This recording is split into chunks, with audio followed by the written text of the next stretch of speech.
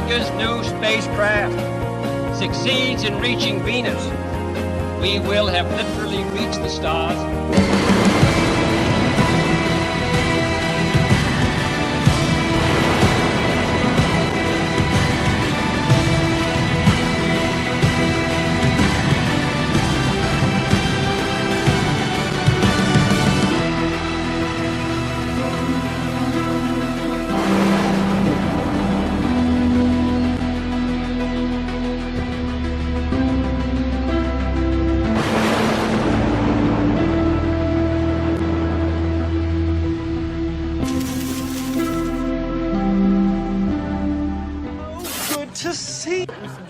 You've done a nice thing, promising. This letter was an example of grace.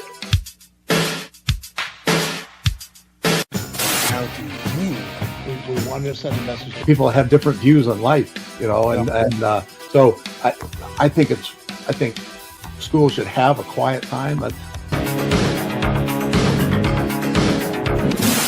Stay here while I go talk.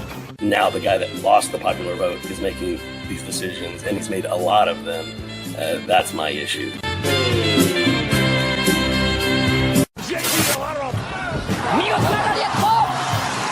But they chose to be in the Army.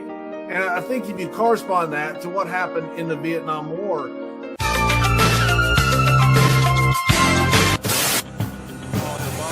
there was controversy with how we reported the war. There was controversy because there was inconsistent leadership.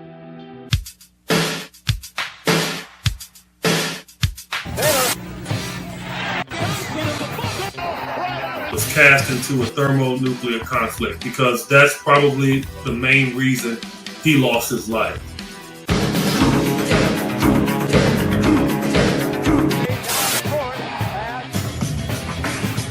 Stock scandal and opposed to the death penalty for SMU.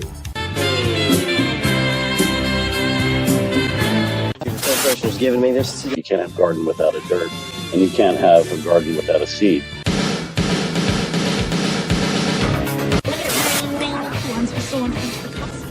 I don't understand. Because my daughter was one of the first people to, we got a computer. My husband was writing on them. We're also associated with it. They called nothing to fear but fear itself was to lessen those fears of a bigger government. Must be old friend. It was a message of reminding women who they were.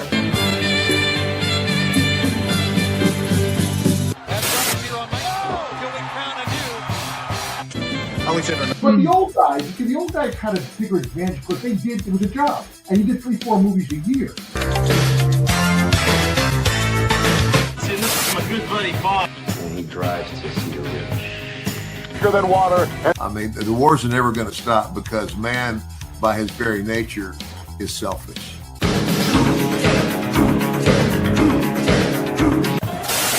For USA title. Stop worrying. Open up. Start worrying. Being a Minnesota native, I'm almost betraying my beloved Minnesota Viking.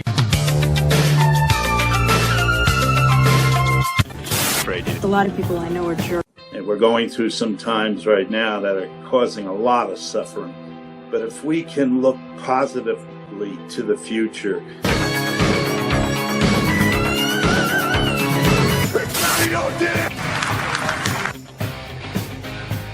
And I think this is the perfect opportunity for life to imitate art and It's 450 pages long. This is Michael. White, and it put lie to the fable that no young people will watch. Part of your talk. The early 2000s was the last one. But the baseball team has always been at a high level.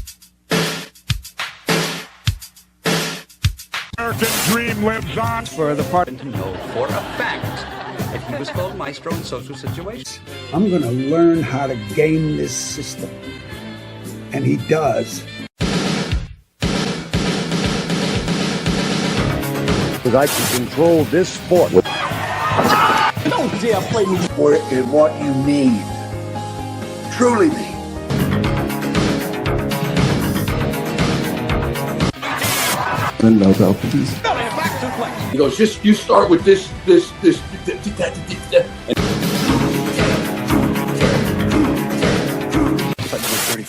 Kill anybody who does. John Wayne said, I don't give jobs, I hire men. This doesn't grow on trees, you know. That could inhabit. What she was going through, but it was so inspiring to me to just hear good times.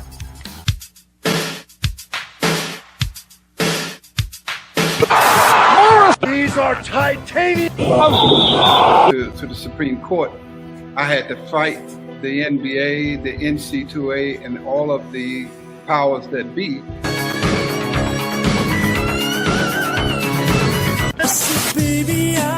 There's that head-to-head matchup.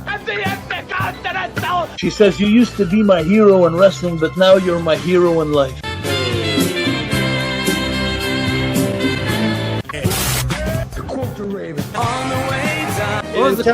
It's better to be aware of your consciousness. Are there advantages? I am Donkey This is Lucas. But we must attain the knowledge that will allow us to help other people.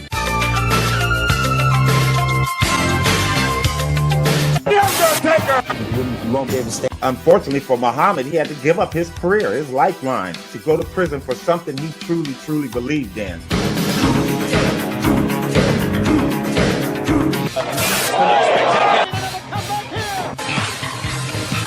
You know what I'm saying? With the will of my skills and the will of God, I was able to pull out a 9th round knockout. Try that hot shot. To me, the perfect ending is Orson Welles' Citizen Kane.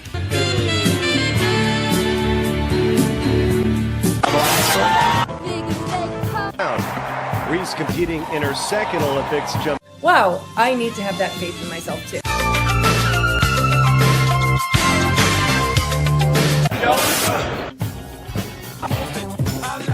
And every training and every part of basketball that I want that.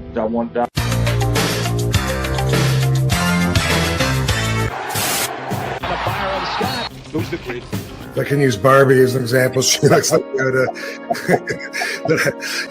I would.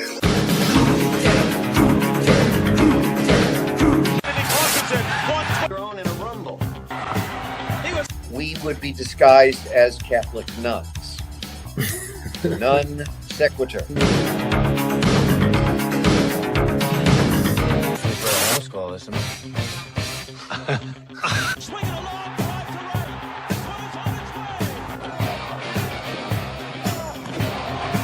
I believe adversity is a gift. Everyone is going through something.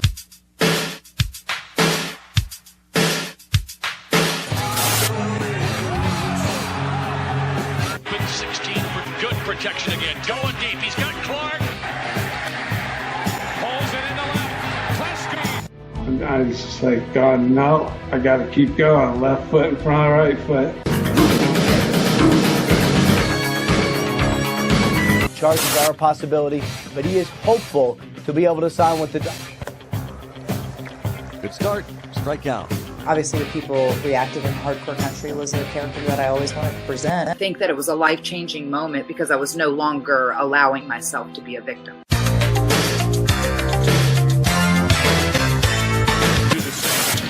Hits it in the air to right field. Sheffield. It worked because when you have the right people behind you and you have those people that believe in you, when am I going to get more recognition? You know, it's just always, you're always waiting for that next thing. So I think being in the moment is very, very important.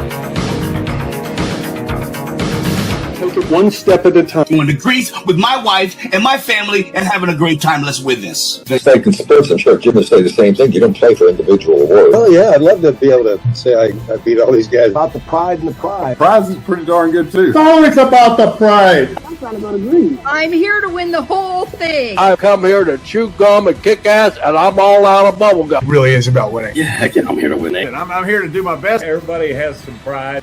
Victory has 1,000 fathers, but defeat is an orphan. I plan on winning tonight. Here doing mental push-ups. Winning is really important. What's even greater is inspiring. That's what you do with this show. Well, you're in it to win it, or why be in it at all? I'm about winning. I think I'd be more interested in the prize. It's about the prize. I am here to go for the gusto. Why are you keeping score if you don't want to win? 102 Hall of Famers. And Oh, yeah, because I'm going to win it. We all want to win. I'm here to win. Of course, I'd love to win. I'm always in it to win it, Avi. I'm definitely in it to win it. I've already won. I hate losing. I want to go to Greece. It's about the pride. You don't want to come in second. You want to be first. Well, of course I am. I don't do nothing to lose. Yes, I do. Of course I do. I want to go to Greece. I have a newborn daughter. I'm here to win it for her. Wouldn't be on here if I wasn't going to win something. Yes, I'm going to win it all, man. I'm winning it all, baby. So definitely. Going for it. Party people! That's right. I'm here. Nothing better than the top. Well, I'm going to give it 110%. We don't go out with no losing mentality. I'm here to win. Yeah. Yes, I'm here to win the whole thing, man. I don't get in the ring for losing, man. I'm like in the ring right now. To do the best I can. Looking forward to it. But I am here to win. I'm here to win it. If it has competition in it, I definitely want to be the one to win it. And have to want to win this thing. The Money always gets his man. I'm going to win. I don't play. I just win. Of course. So yeah, darn right, I want to win this thing. Why not? I've been to Greece once. Just say this, Avi. Winner, winner, chicken dinner. When they start talking about competition, I mean, all I know is win. Listen, I got the whole pride of my family riding on tonight's event. The most dangerous place on this show is between me and that prize. That's all I'm going to say. No doubt about it. I mean, that's what I'm all about competing every single day. Are you here to win the entire thing, Mr. Abbott? Absolutely. Obviously, I like to win. You know, winning isn't everything. It is the only thing. You had me at Greece, baby. I told you, I've never been. I've always wanted to go. Of course not. Anything else to be uncivilized. I love that. I love that. Oh, absolutely. Yeah, I'd never enter a competition without trying to win. Everyone's here to win. I've been to Greece. It's beautiful, so that's incentive enough to try to go back to Greece. I'm a winner. I was born a winner. I didn't come here to lose.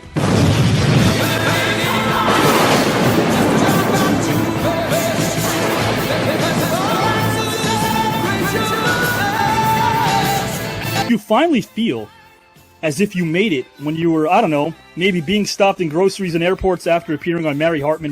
That's exactly right. You've really done your research. That's impressive. You're sheer 9 or 10. You're probably 9.5. Oh. 10 is no one's perfect. But honest to God, you're terrific. You do your homework, and I appreciate that. Everybody. I mean, that was fantastic. You are great. The only other person that has that kind of spontaneity and the gift of gab was the late, great Chick Hearn. We thought Golden Throat was gone, but he's reincarnated in you. Thank you, Avi. That was, I agree with all your previous guests, man. You give good intro. Now, if I hear any giggling, a trio of questions now more underrated. We have Billy D. Williams, Italian man named Skippy, or unicycle. I'm sorry, Italian men named Skippy. They sold the merchandise. They put their own sequels in the movie ahead of time. Abolish the political parties. I'll tell you this, Av, you definitely do your homework. Hey, like I said, the good thing about you're extremely prepared. Thanks for the thought. But get out of my fucking face. Oh, where'd you get that book from? Yeah, there we go. That's my earful. That's Yeah. easy. I tell you what, you did your homework. Could you have fun here on the green room? Anytime you want me back, I'm here, brother. I'm speechless after that. I'm trying to come down from the mountaintop. Prince used to say, we went to the mountaintop. Well, Glad I filmed that, man. I saw everybody else was so hyped on your intros. I figured I better get that thing since it was live. How's that? Oscar, we were just about to sit down to dinner. Would you care to join us? We ain't got enough food. John Amos. Man, what an introduction. I hope I can live up to that. God bless you. I'm prepared to take on this challenge of this wonderful monologue that you've written, and I couldn't think of anything I'd rather do after I read it again for maybe the third or fourth time. I wish that I'd had the time to commit it to memory because it deserves that. holy cow, what an intro that was. I couldn't have said it better than myself. Thank you, my friend. What What an introduction, I'll tell you. It's amazing. I've just been waiting on one of those introductions, and I was sitting there watching the opening of the show, seeing all these guys talk about, oh man, thank you, that was the greatest introduction we've ever had. And I'm sitting here, I'm saying to myself, please, I'm waiting on him to introduce me. I want to see exactly what they mean, and they didn't lie. Pleasure being here, man. It's an honor. Whoa, dude. Yo, if I ever need to find somebody, just in general, I am calling you. Yeah. Thank you for that great introduction. This is awesome. Avi, thank you, man. That is quite the introduction. I've done a ton of these things, as you know. I've never had an intro like that. Kudos to you, man. It's an honor to be with you. Thanks for having me. Appreciate it. Thank you. That's the best introduction I've ever heard in my life. You know something? You need to quit the show and be my moderator. Thank you. You said things about me that I don't even remember. I mean, what a collection of wonderful personalities you have. I think you should write my own book like the intro. Would you do that again? You're amazing, brother. I was always known as a good talker, but I don't know what the hell to say after listening to you.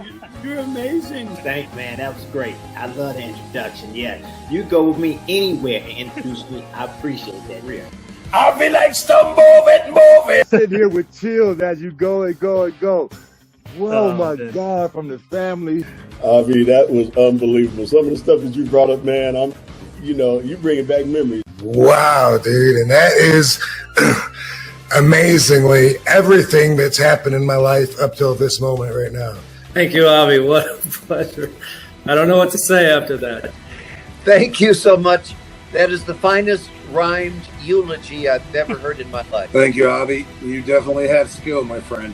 I think that you've done a fabulous job, and I have not met an interviewer like you. Neither have I had some of these questions that really sort of went very deep into my heart. Man, I had a ball tonight, man. No lie. I did. I enjoyed it immensely. It really got me thinking, and I really got a chance to meet a couple of fantastic guys. Now, hats off to you. I could have stayed on for hours more. I love different topics. You letting us speak and just reaching other things we never ever spoke about. Dude, absolutely. Oh my God, this was beyond expectations. Yes, I sir. love you. It's amazing. Did you have fun, man? I really did, Avi. Thank you. It was great. I had a great time. It was great. I mean, your intro for me was just awesome, but also the intro to the show was like, wow, you have all of these people. The only two people I want to beat right now is Rick Barry and Eddie Johnson. I'm coming for you. Really good discussion and the respect and you're at the center of it all. Oh, I had a blast, man. This was absolutely phenomenal. I hope this takes off even bigger and better. I had a wonderful time, Avi. You gave me good eargasm tonight, man. I love your voice. I love the things that you talk about, man, and the gift of gab you have. But you're great, my friend. Like I told you, it's almost like you're Chick Hearn reincarnated. It's completely different. I mean, it's not like a podcast at all. Avi, the way you talk, you're amazing, brother. This is different. I don't even know where you come up with these questions. You're so innovative. I love it, man, because it got me thinking. Man, this is beautiful. When you got a hangover, you can have some of these. I've had a 32-year hangover watching the Knicks. Is eargasm a word? It is now. You have something amazing going with the show but you're there and you're educating us. You're taking people from different eras, different disciplines. You're taking us out of our comfort zone. You're making us fall in love with people that we didn't know. No one will ever ad-lib like you. It is amazing, though, that everyone that comes on, they always say the same thing. How did you know all of that? That is just simply amazing. That was one of the best introductions I've ever had in my entire life. Better than my bar mitzvah. Oh, dang, boy, that was beautiful, boy. Can you do it one more time? I didn't really hear you that well. Can you do it one more? You sure? Not one more time? Jake, welcome, Jake, to the celebrity tournament, my friend. That's you, brother. Wow. I may have had great intros, but I shall never have better. Wow, man, you need to go everywhere with me with that intro, man. Holy smokes, Avi. Where did you get that information from? That's amazing. Who was writing your rhymes for you? That'll be me. You're doing a great job. Thank you for the intro. Thank you, Avi. Wow, that was an incredible introduction. Welcome to the celebrity tournament, my friend.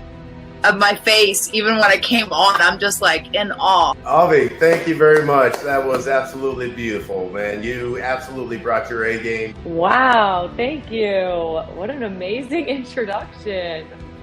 Oh my gosh, I am overwhelmed. that was incredible and exciting. Time is a drum. Your final battles. Oh. Did you find the technique itself helpful when it came to observing your scene partner staying present instead of strictly relying upon memory? That's a great question, Avi. Ralph Cramden, the yoga instructor, or Don Corleone, the computer repair person? I really enjoyed this, man. You're a smart guy, and you ask really good questions. And Last name Mantegna, first name Joe. Joe, welcome, my friend. I think I have whiplash, Avi. Thank you very much. Well, thank you very much. Thank you so much, Avi. Good to be back. What a hell of an introduction. That was cool, man. I don't even think Michael Buffer did it better than you, brother. Thank you, Avi. What an introduction. That was very impressive. Stretch. Yo, that was dope. You better than a lot of these rappers out there. I stand in awe of your memory and your ability to rhyme, and it's just amazing. What an incredible introduction, Avi. That is probably the best introduction I've ever had. Brother, I'm going to take you with me everywhere to get an introduction. That's the best introduction I've ever had in my life. I am so happy to be on this show. I hope you didn't mind that I filmed that intro you just did for me, because I'm going to play that on my low self-esteem day. Jake Robert, my friend. Wow, that was scary. Welcome, Julie Brown. Thank you, Avi. That was mind-blowing. I love this. This is great. You got the intro down to a science, baby. That was great here, and great to be back interviewed by you. It's been far too long. Happy New Year. Oh, you are so wonderful. Happy New Year to you. I am so grateful for our friendship. You appreciate things in people that make such a difference. You're quite wonderful. It's brilliant. You made me laugh, too. It was great. I think Alf would be wisecracking while the alien would be tearing everybody apart, I guess. Let's talk about some of the 80s horror class. Eddie, welcome, my friend.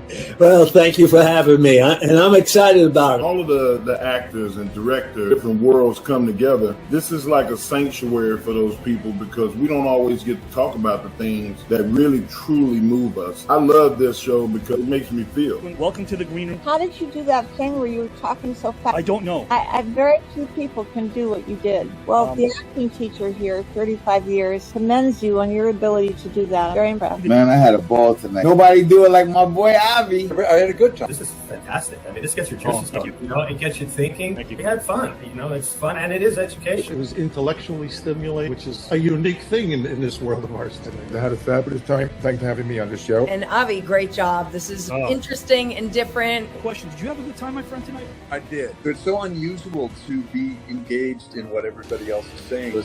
It was awesome. It was really great. I want to compliment you on giving me my best introduction I've ever had in my whole life, too. That's the first thing. Thank you. And I really enjoyed every minute of it, man. Thank you so much for having me, and I'm just happy I made it to the next round. Yeah, I had a great time. It was wonderful. I mean, it was so thought-provoking. And you, Avi, I have a great deal of respect for your resume as well. I mean, I've done many interviews over the years, but this has been one of the most fun by far. Well, thank you very much. I can't think of a better way to begin the new year than with you. Did you have fun tonight, my friend? Yes, I did. Yes. Looking for being around people who are willing and open. I like that. I did have a good time. It was a lot different than what I thought it was going to be, and I really enjoyed it. I appreciate you, and I appreciate the opportunity. Like Barry, I didn't know what to expect.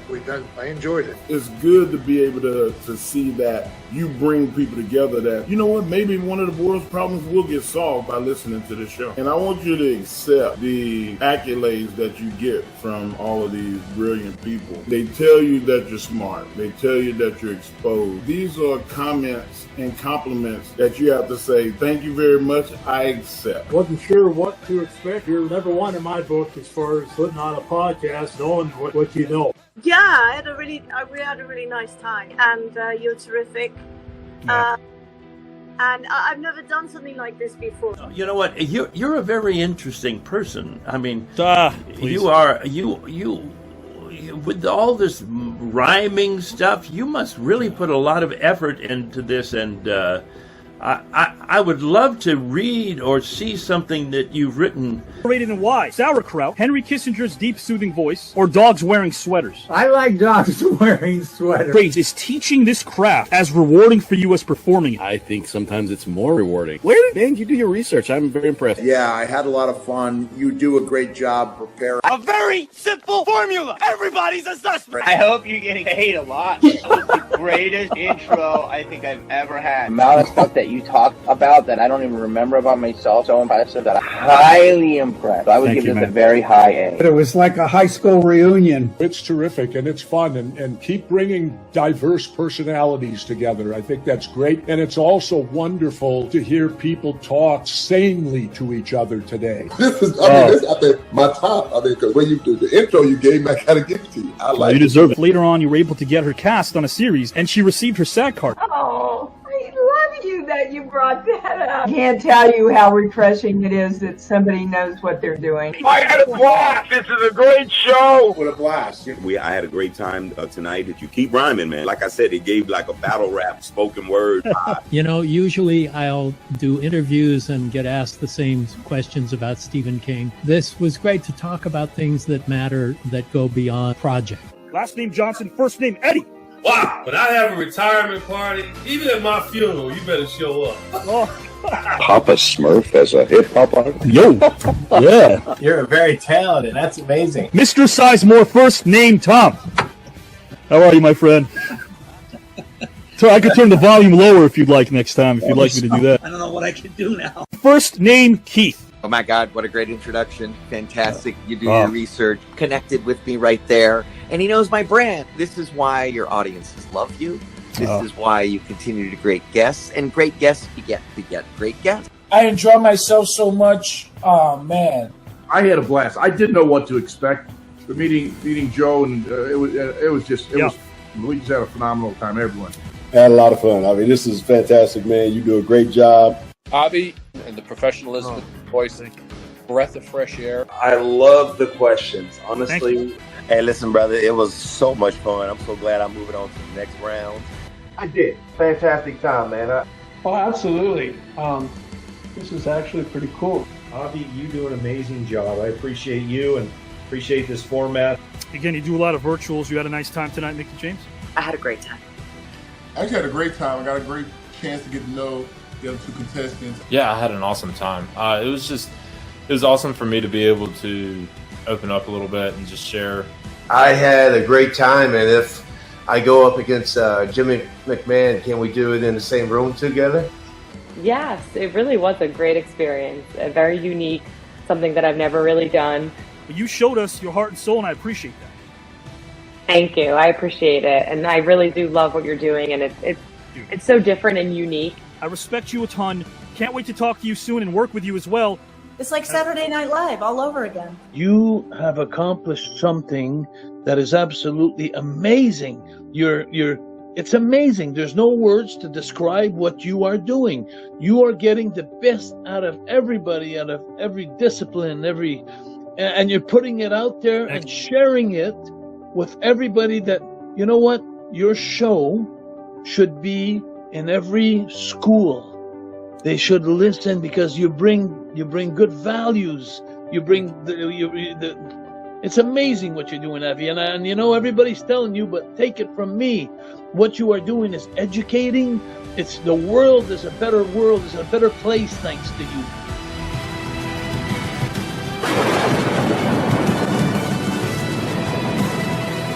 It's fabulous.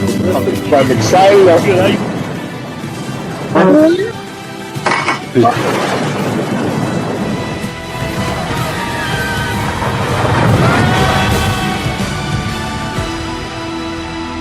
Guys and gals and pals, here we are live on 53 different channels and, of course, 53 guys and gals, different pages, Facebook, YouTube.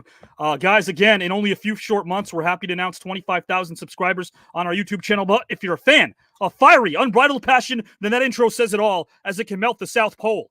This place we call the Green Room is filled with edutainment, and it has plenty of heart and soul. It's time I listen to Stanislavski and take a beat as I process everything in real time. This is the 181st consecutive episode of the Green Room, a feeling that cannot be expressed through a mere rhyme. With a bevy of views on 53-plus pages week in and week out, innovation is our name and the sweat is the sweet. Dedication, labor, and innovation only arrive when your effort is absolute. Put that in a tweet. And in this celebrity tournament that has captivated the masses, the field is one of a kind. Luminaries from all walks of life gathering to compete for the pride and the prize. This is truly a sport of the mind. Sure, the numbers are fantastic on 53 pages, not including my own, but what's even sweater is the sweet. By that, I mean good old-fashioned work ethic, wholehearted passion, effort, and consistency never lead to regret. Even the good bard Mr. Shakespeare himself said, our doubts are traitors and make us lose the good we oft might win by fearing to. And all those words ring oh so true. It means that you are the author of your story. Don't edit your vision due to others that secretly prefer to boo. It means that, guys and gals, others might be attempting to obstruct your view. With $13,000 a trip for 2 to Greece and becoming the first champion of this star-studded field, a lot is on the line. But you, our audience, the engine that makes this thing go, are the sweet nectar that we appreciate like fine old wine. As strangers become friends before our very eyes, and we all come together, let's remember that we are closer than one might surmise. Limitless visions of innovative bliss, experienced by a big ensemble, is the vision behind these eyes. Never hate the flower for starting out as a seed. Long distance running is essential. This isn't a stampede, so don't run anyone over on your way to the top. Focus on yourself and never forget to cheer lead. Root for your loved ones and lift people up. This human fortune cookie hopes that we've all agreed that positivity is something we can never concede. So guys, before I bring in our incredible guests tonight, our participants, as we are at the 11th hour of round number 1 for 1 year, the phones have been dialing up. I've been calling people up left and right. My agent has, but the last few months, they're calling us. People want to compete here. Why? Because we want to continue to remind everybody that we are not different. There is no dividing line. Luminary, your average Joe, we are all the same. We're all working, and we need a little bit of positivity. That's what this tournament represents. So guys and gals and pals, I want to bring in a guest who is a dear friend of mine. In life, we don't pick up cues. We pick up impulses. Sometimes silence is a mystery. It has a myriad of meanings. In theater, silence is an absence of words, but never an absence of meaning. If silent be our thoughts, then let the present educate us fully. The following guest is a friend, a co-host, and a wonderful human being. Greatness isn't holding two contradictory thoughts and viewpoints and attributes or perspectives simultaneously, and yet still operate with kilter, calm, and divine class and dignity. When I sift through my memory and look at people who exhibited such characteristics, there are very few that spring to my mind, and yet one person stands tall. Even the most bombastic words fall short in conveying the greatness of such a human being. Those in his presence are always agreeing that his stories are liberating, delightful, and freeing. He has taken a blank canvas and filled it up with beautiful, honest, and truthful works of art. The man is smart, and what sets him apart is his attention to detail. On our shows, we explore different facets that sets many storytellers apart, such as subtext, intent, and the whys. He's a person, not some persona that hides behind a disguise. So when you're having a bad day, consider his wisdom as a blessing. Your day will rock. Perhaps you'll break even. So welcome a kind, humble, thoughtful friend, co-host, and human being. Last name Tobolowsky, first name Steven. Steven, welcome, my friend. Oh my God, Avi. No, yeah. That you rock. I'm stunned. I'm still lost with the theater, and silence has meaning. I'm lost in all of that. It's just beautiful. Oh, you're a beautiful human being. And I say it here live because every time that we communicate and every time we have conversations, I like that they go anywhere that we want them to. Anywhere. Really. And God almighty, Stephen, it's been such a blessing to get to know you. And really the underlying root cause of this entire network, for me at least, was humanity at large and getting to know human beings. Mm-hmm. I'm glad I got to know you. I'm glad that Standout Stories will give all of the individuals in YouTube land and Facebook a chance to get to know us, Stephen. I think that's a great idea. That I'm thinking of so many. I'm thinking of how I started my stories, which I think I shared with you. Yes. And that was, I had this terrible accident and I broke my neck and the doctor said it was a fatal accident, which obviously it wasn't. But I thought, well, what if it was a fatal accident? What would I want my 2 kids to know about their dad? So with a broken neck, I couldn't do anything for myself. I thought, well, I will try to write the true stories like from my life so the kids will know about their dad who died on that mountain. Oh my gosh. And wasn't here. So I start writing these stories. Right. And my wife, Annie, is reading them. And friends of mine read them. And one of them sends it to Simon & Schuster. And they call me. Simon & Schuster says, we want to publish these stories. So I end up with these stories end up getting published. Sure. Now into 2 books. And I dedicated it to my kids. And they've never read it.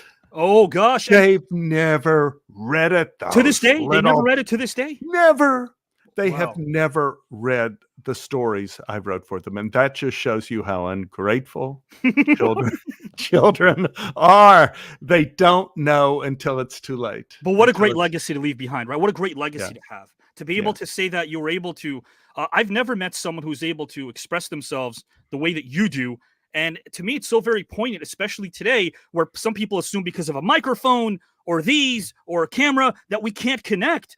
But you have connected with the masses because of your generosity. And as a storyteller, Stephen, we always explore how very important and rare it is for storytellers to be as generous on set or on stage as maybe perhaps we'd like for them to be in real life as well. Yeah, I think the things that have always drawn me are failures as well as successes. And I think we're filled in a world where people always just want to tell you what they did, where they won. But I found that I have learned so much from my losses, and the things that I've lost in my life have made such a huge impact on me. That's one thing. Another thing that you touched on that I found was really important to me are dreams. I think a lot of our secrets from ourselves we keep in dreams. So now I have the little journals, everywhere that I write down all my dreams, and I take a look at the things that happen to come up in my sleep, and I go like, that's my next challenge, is what I was thinking about between 2 and 3:30 in the morning. So it's also important. It's exhausting. And sleep is supposed to refresh us, but here we are, storytellers waking up going, wait, we're going to lose a few extra hours because we have to jot everything down. You know what I love about our show Standout Stories too, because I think this is something I've brought up many a times, but to our newer viewers, and again, guys, thank you for watching us. Thank you for again, observing us and giving us all the love. But I think it's a partnership of mutual respect as storytellers, because shared adventures and collective dreams are so very important to express, because maybe they allow us to manifest the very best in us. Yeah, and I think especially I know you have a lot of athletes and people on your show. People in their lives are not often asked to give 100% of themselves. Certainly, athletes are. Like, for example, you have several wrestlers in your group. Yes. I was lucky enough in my life to act with China. Right. And we did a movie together in San Diego, and she was the most gracious, beautiful woman. And, and she told me all of her stories about wrestling and the things of her life. And it was it filled me up. And it's certainly like a world I know nothing about or would not want to participate in. And no one would want to see me in tights at all. But it's the different worlds and worlds that involve a discipline and a world that involves a dream and effort. We also live in an age where people want to do things with less and less effort. And I think Very true. I'm looking at your introduction, man, and every one of those men and women have lived a life of incredible dedication and effort, which is the key, I think. Absolutely. I love, and guys and gals and pals, I'm about to bring in our first participant here, who's quite the gentleman, and our second. But I have to say this really quickly. I love the fact that when you and I had a conversation about the briefcase and subtext and the before and the after and how everything has a story and how you can't play without prep. I love this craft, and I love that you love this craft, and I love that there are things that bring us all together in this community. And I'm so happy once again to call you a friend above a co-host, because I have gotten better. I have become a better writer. I've become a better human being. And I need to say that live, because there's always so much I have to say, but never enough. Mm-hmm. Standout Stories is going to be, guys and gals, on YouTube and Facebook Live very soon. But I'd be remiss if I didn't ask this, because a couple of weeks back, Todd Bridges came in as our judge. Still can't believe that he lost by 1 point. It was Spider-Man versus Superman. He said if he gets back into that second chance bowl, he wants Stephen Tobolowsky in round 2. Your thoughts? I'm just saying, Todd, the questions were stacked against you because Superman and Kryptonite. It was the big K. that brought it all down. Spider-Man doesn't have to deal with the big K, and Superman does. And everyone's bringing up, well, yeah, but Superman has workarounds with the big K. But, I still have dreams. And I do think that could have gone in either way. And I certainly thought I've admired Todd as a performer. And certainly I thought he, in a way, virtually whipped my ass during that debate. But just the logic of the big K of kryptonite is going to bring Superman down just about almost all the time. These great comments here. My favorite match, Todd versus Steven, night number 1. Yeah, Todd is awesome. I love Todd. Hey, how about I gotta say this? Again, the pride and the prize. Of course, 13 grand, trip for 2 degrees. That's nice. But to have such great luminaries that really don't just lean on their name or the acclaim or the fame. They talk about things that matter to them all the time. They have platforms that they use to help better society. So winning this might represent all of that. Wouldn't it be great to be the person who wins this whole thing, Steven? Oh, it'd be fantastic to win this thing. Just the platform. I mean, going to Greece, the first thing I would do is set up story performances over in Greece, and I'd like to do it in one of the ancient theaters. Ooh, yes. And, get in the theater of Athens and all that stuff, and be down it and have people there and tell the story about how I was held hostage at gunpoint in a grocery store. Yes. And have everybody go, how did you live? And be able to tell the story of how I survived that. It's incredible. I can't wait. I can't wait. It's an opportunity. It isn't a victory. Every victory is just an opportunity. And what you have done is you've given a lot of people here who have a lot on their minds and a lot in their hearts an opportunity for victory. And that opens a gate to so many more things. I appreciate that from my heart. Guys, this is Steven Tobolowsky. He'll never bring up what he's doing, but he's always extremely busy. A pro of all pros. Guys, again, check this out. We've only had this particular YouTube channel for a few months. Already 25.4 thousand subscribers, as you can see, in a few short months. We're happy about that. It means people are watching. Our lives, 37K, 36K. That's just on one. We're on 53 pages. So total, we are doing great work. Thank you, guys. We want to be able to get this thing out there even more. Steven, please remind the masses what's going on in your life, because there's a lot going on. There's a lot going on. I guess right now I'm involved with a Netflix show, and I can't tell you what it is because I don't know. Right. It doesn't have a name yet. But Kristen Bell is in it, and she's sweet. She wanted me to be in the show because I played her father on the TV show Heroes. And when I saw her the first day on Heroes, and I go, "You're my daughter?" And I'm trying to figure out the DNA combination of what their mother must have looked like for me and the mother to end up with a Kristen Bell. Oh my God.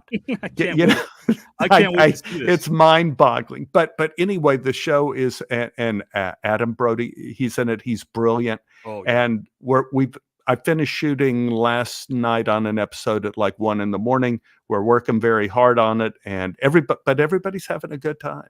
So that's always a good sign. That's what it's all about. Guys and gals, again, Mr. Steven Tobolowsky, Standout Stories. We already have 4 episodes that you can watch. Now the 5th will be live after round number 1. Steven's in round 2 of this tournament as well, so a lot going on. I got to say this before you depart. Thank you. I know this sounds maybe a little bit flowery, but I have to always say what I feel. I've decided that a long time ago. Always go with your gut. Your presence is a present, my friend, and I mean that. Thank you, Avi. And if I could say something to you, yes, sir. I've been through a really rough time the last month, and I really thank your support. I lost my father, and you were the first person to support me and all that, and I thank you so much for that. It meant a lot to me. And everybody goes through these big losses in their life, and it's greatly appreciated because we're all in it together, man, no matter how you cut it. You are right about that. Thank you for carving out some time tonight, Steven, and for joining us. Yeah. Any words for our viewers? Anything you want to let them know? I think you've got nothing but doors opening on this channel. You got doors opening to topics, ideas, passions that you can't even imagine. So this is get ready to blast off. Is what I would say with Avi.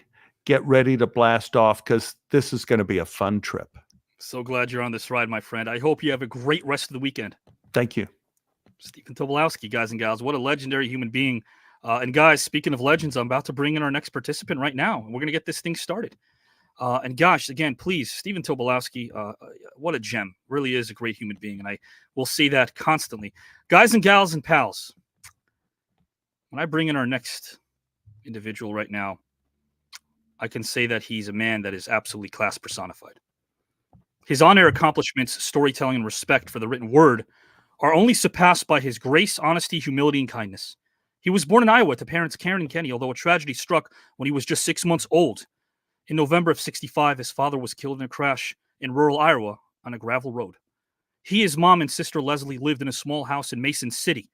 With good neighbors on either side of them, support should have never been confused with pity. That summer, his mom took he and his sister to visit their neighbors who were in Green Bay. It was warm and inviting, which makes me think of something back in the day. Madison's MSG, back when the Knicks actually knew how to play. That happened once. It's quite all right, but much to my dismay, I was a Queens kid who had no other alternative, unless you consider the Mets, who stunk it up in Shea.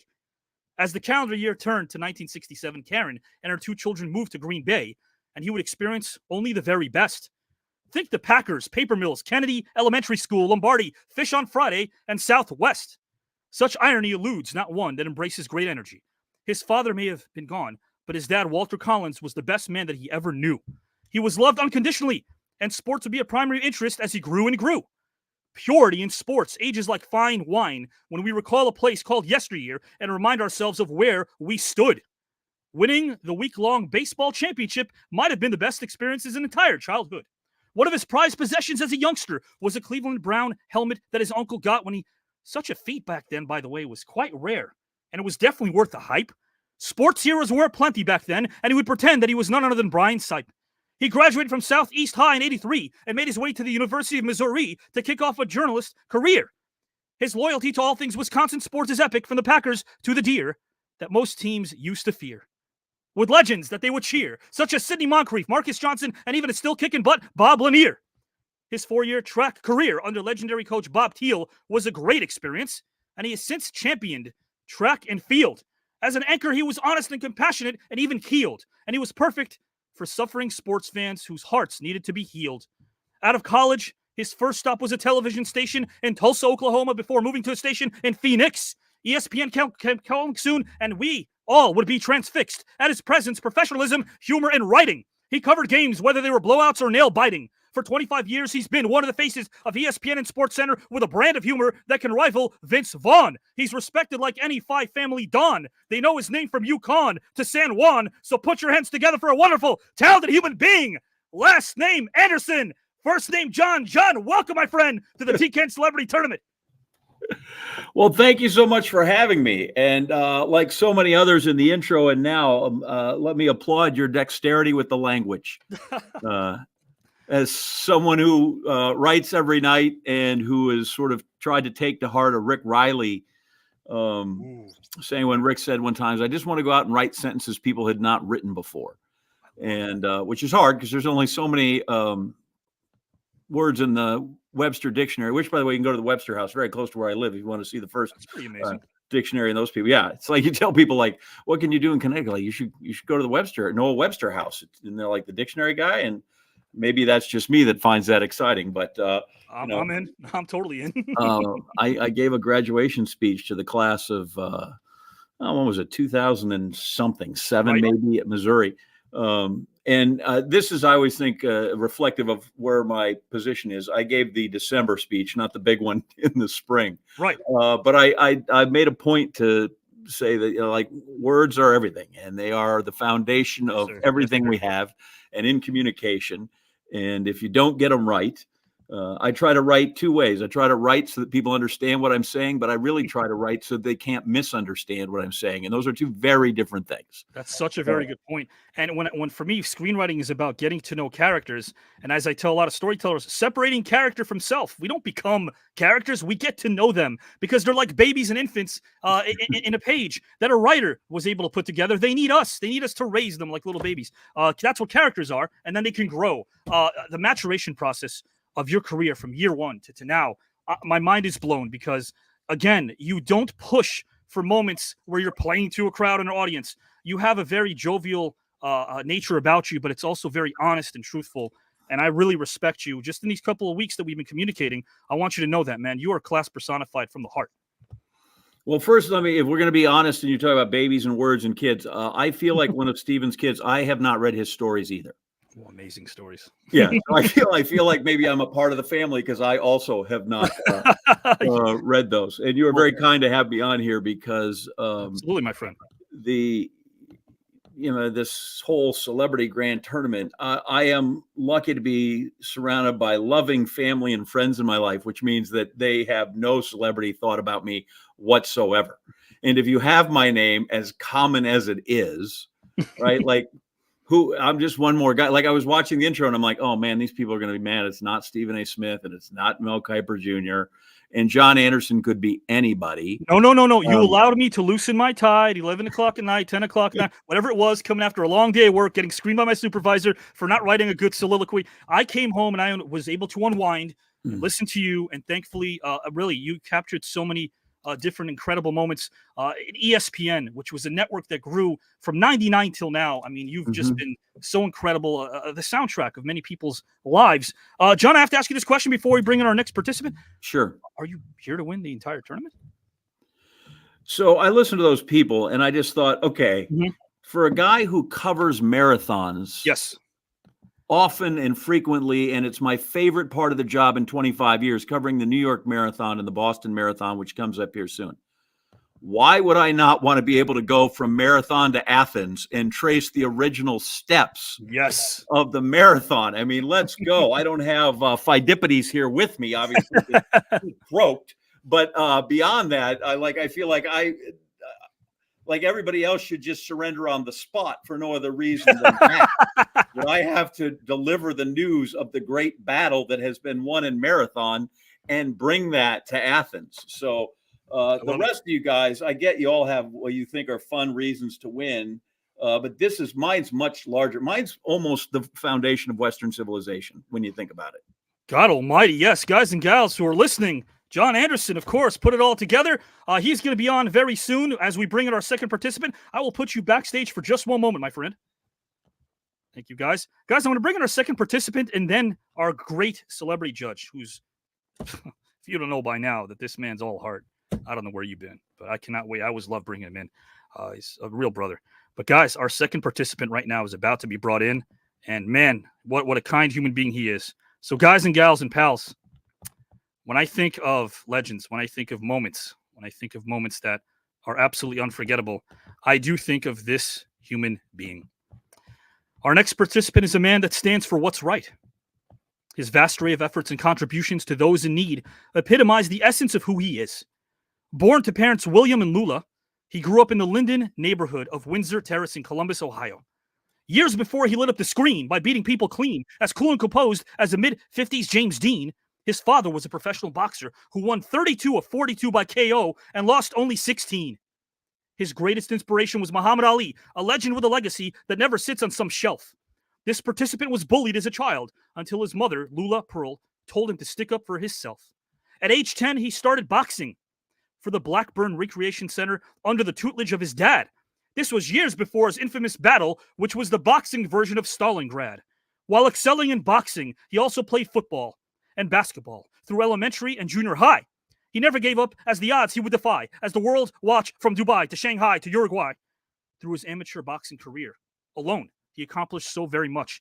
A 3-time Golden Gloves champion, a 3-time Ohio State Fair champion, and participation in the Junior Olympics of 1975. He wouldn't merely survive, but he would also thrive against all contenders, as he would deprive his opponents of victory when he would arrive on the scene to kick butt, and we watched it all go down live. This man could have easily turned pro, as his Lyndon McKinley High School in Columbus, Ohio, was ranked number 2 in the entire nation. They were quite the sensation as they won the 1977 state championship, much to the elation of the jovial fans in attendance who showed their appreciation, as this man would cement his reputation as one of the all-time greats, as a human being alone through his generosity towards the entire population, long before he made a proclamation, and long before the first publication would print his story, which spoke of validation and appreciation. After high school, he played basketball for the Coffeyville Community College Red Ravens in Coffeyville, Kansas from 77 to 78, where his opponents were overwhelmed like a New Year's Eve tourist attempting to get comfortable in Times Square. At 17 years old, he was 6 foot as a power forward, which is quite rare. And for those unaware, he's in the Coffeyville Community College Men's Basketball Hall of Fame, yet boxing called his name, and he was eager to prepare. He made his debut on May 31st, 1981, and defeated Dan O'Malley in a 4-round bout. There was no doubt that he wasn't about to go on a drought, as he won his first 5 fights enveloping and smothering his opponents like the original Blob. Soon thereafter, he defeated a former heavyweight champion Hollywood star, Randall Tex Cobb.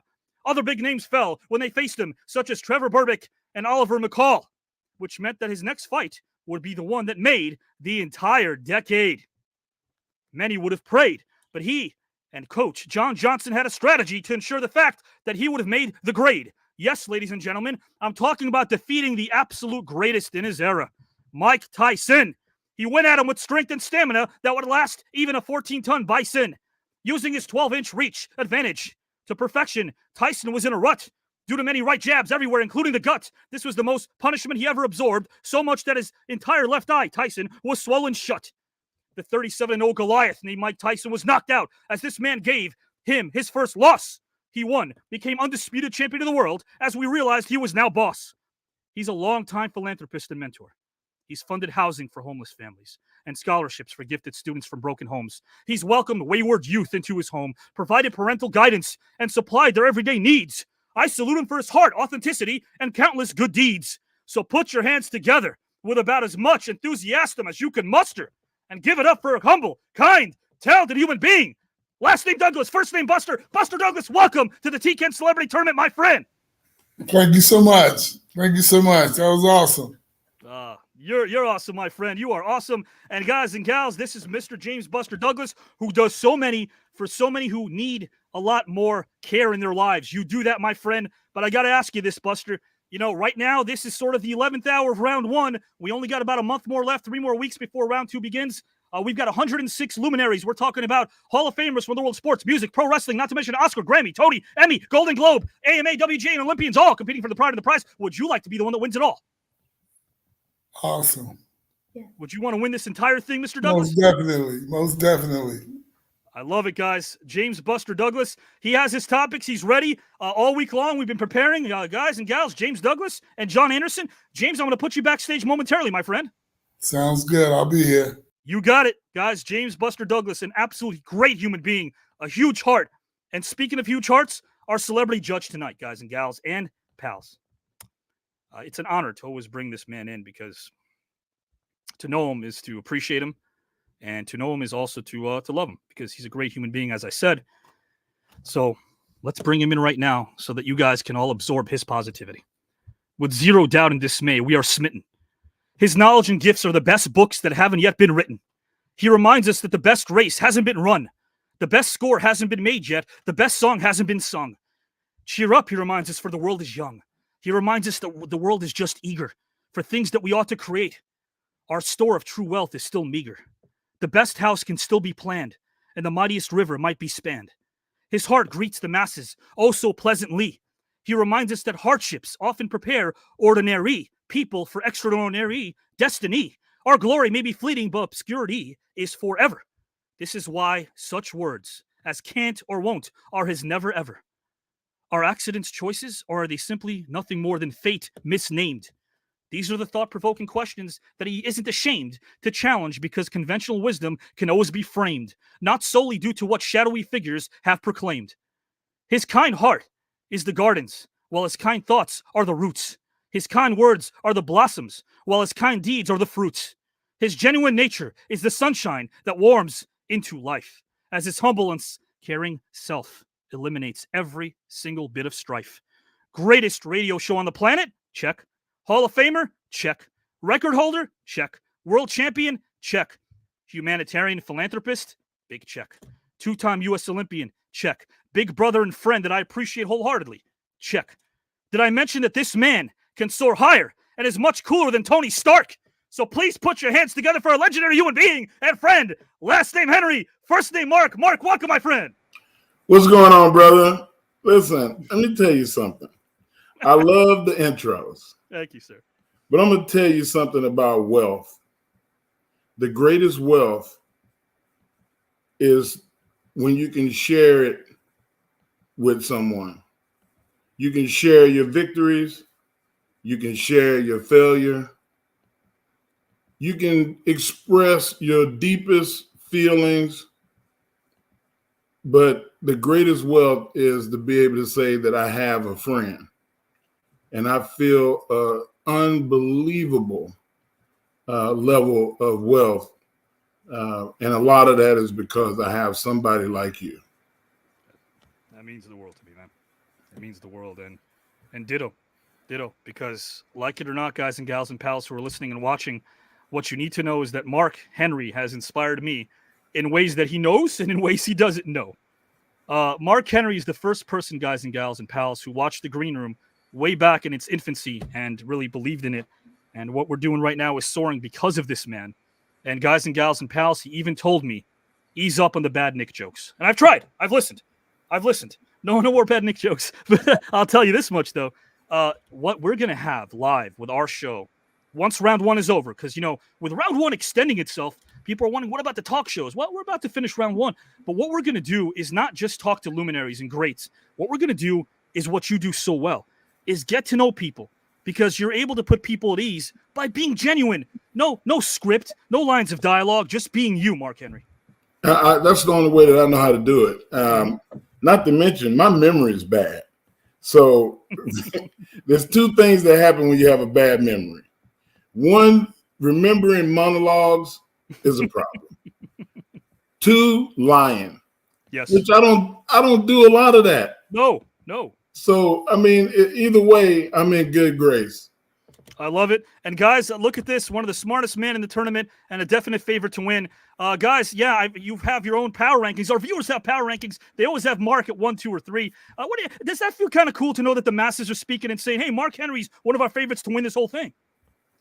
I love the fact that people have belief in me and faith in me, but there's nobody out there that believes in me more than I do.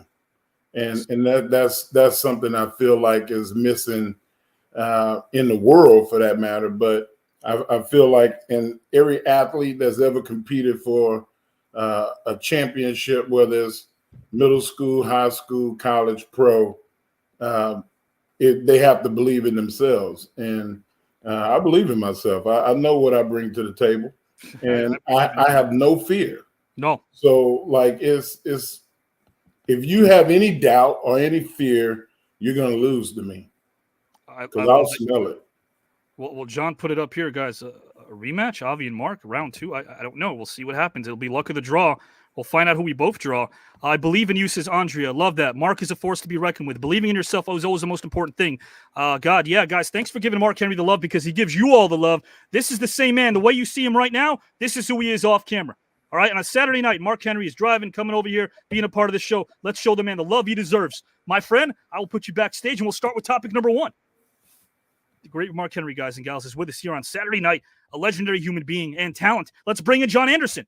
Let's bring in James Buster Douglas. I'll set up topic number 1, and we're going to have some fun. So, guys, I'll keep my monologue to a sentence. Very short. Why not? The 2 most important days in your life, maybe it wasn't Mark Twain who said this, are the day you were born and the day you find out why. I want to start off with Mr. James Buster Douglas. James, you've had quite the career, but also quite the journey, my friend, because you've traveled many, many miles to help other people.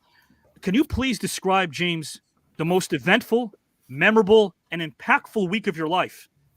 If you could begin with a tagline that captures the very essence of that week, you'll have as much uninterrupted time as you would like. Right now, my friend, are you ready to go? Yes, I am. The floor is yours, sir.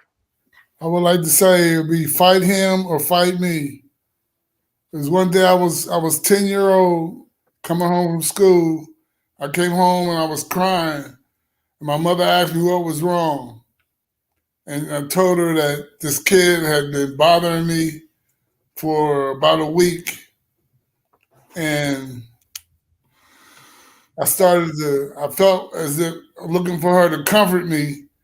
And she did just the opposite in her own way. She grabbed me and told me that to stand up for myself. And basically, that was the start of my boxing career.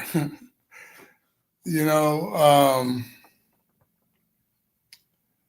it was a long week of consistent bullying from a neighborhood kid, and I was scared and afraid because of he was just, you know, giving me a hard time, picking on me, and my mother told me either, you know, fight him or fight me, and I went back out there and, you know, stood up to the guy and never looked back.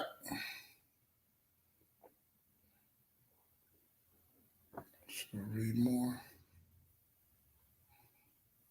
Totally your call, Mr. Douglas. Totally your call. You are definitely resonating with us here in the comment section, my friend. Is there anything else you'd like to share, Mr. Douglas? Well, by the end of the week,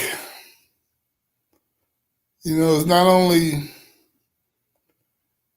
you know, Lula, that's my mother's name, Lula Pearl Douglas, was a tough woman.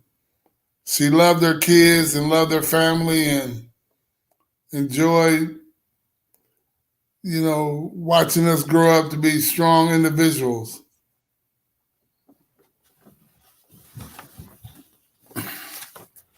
Yeah. Of course, I could not, you know, beat my mother. So it was just that was a tough period in my life at that time. You know, that was the most impactful week of my life. You know, it changed my life. It put me on the course that I was on to this day, to be upstanding and straightforward and a go-getter.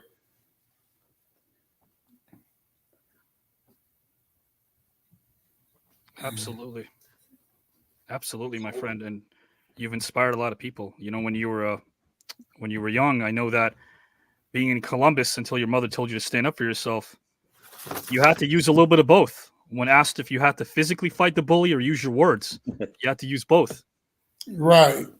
To stand up and be a man and keep your head up and move forward. And you went back. You went back because now working with children daily in the Columbus Parks and Recreation Center, mentoring, counseling children, being part of the center's amateur boxing league, that's the same program that you grew up in. Same program that I came up in. It's an honor to be back involved, and I'm having a great time and look forward to going there and working with these kids and just giving back. It's a great honor.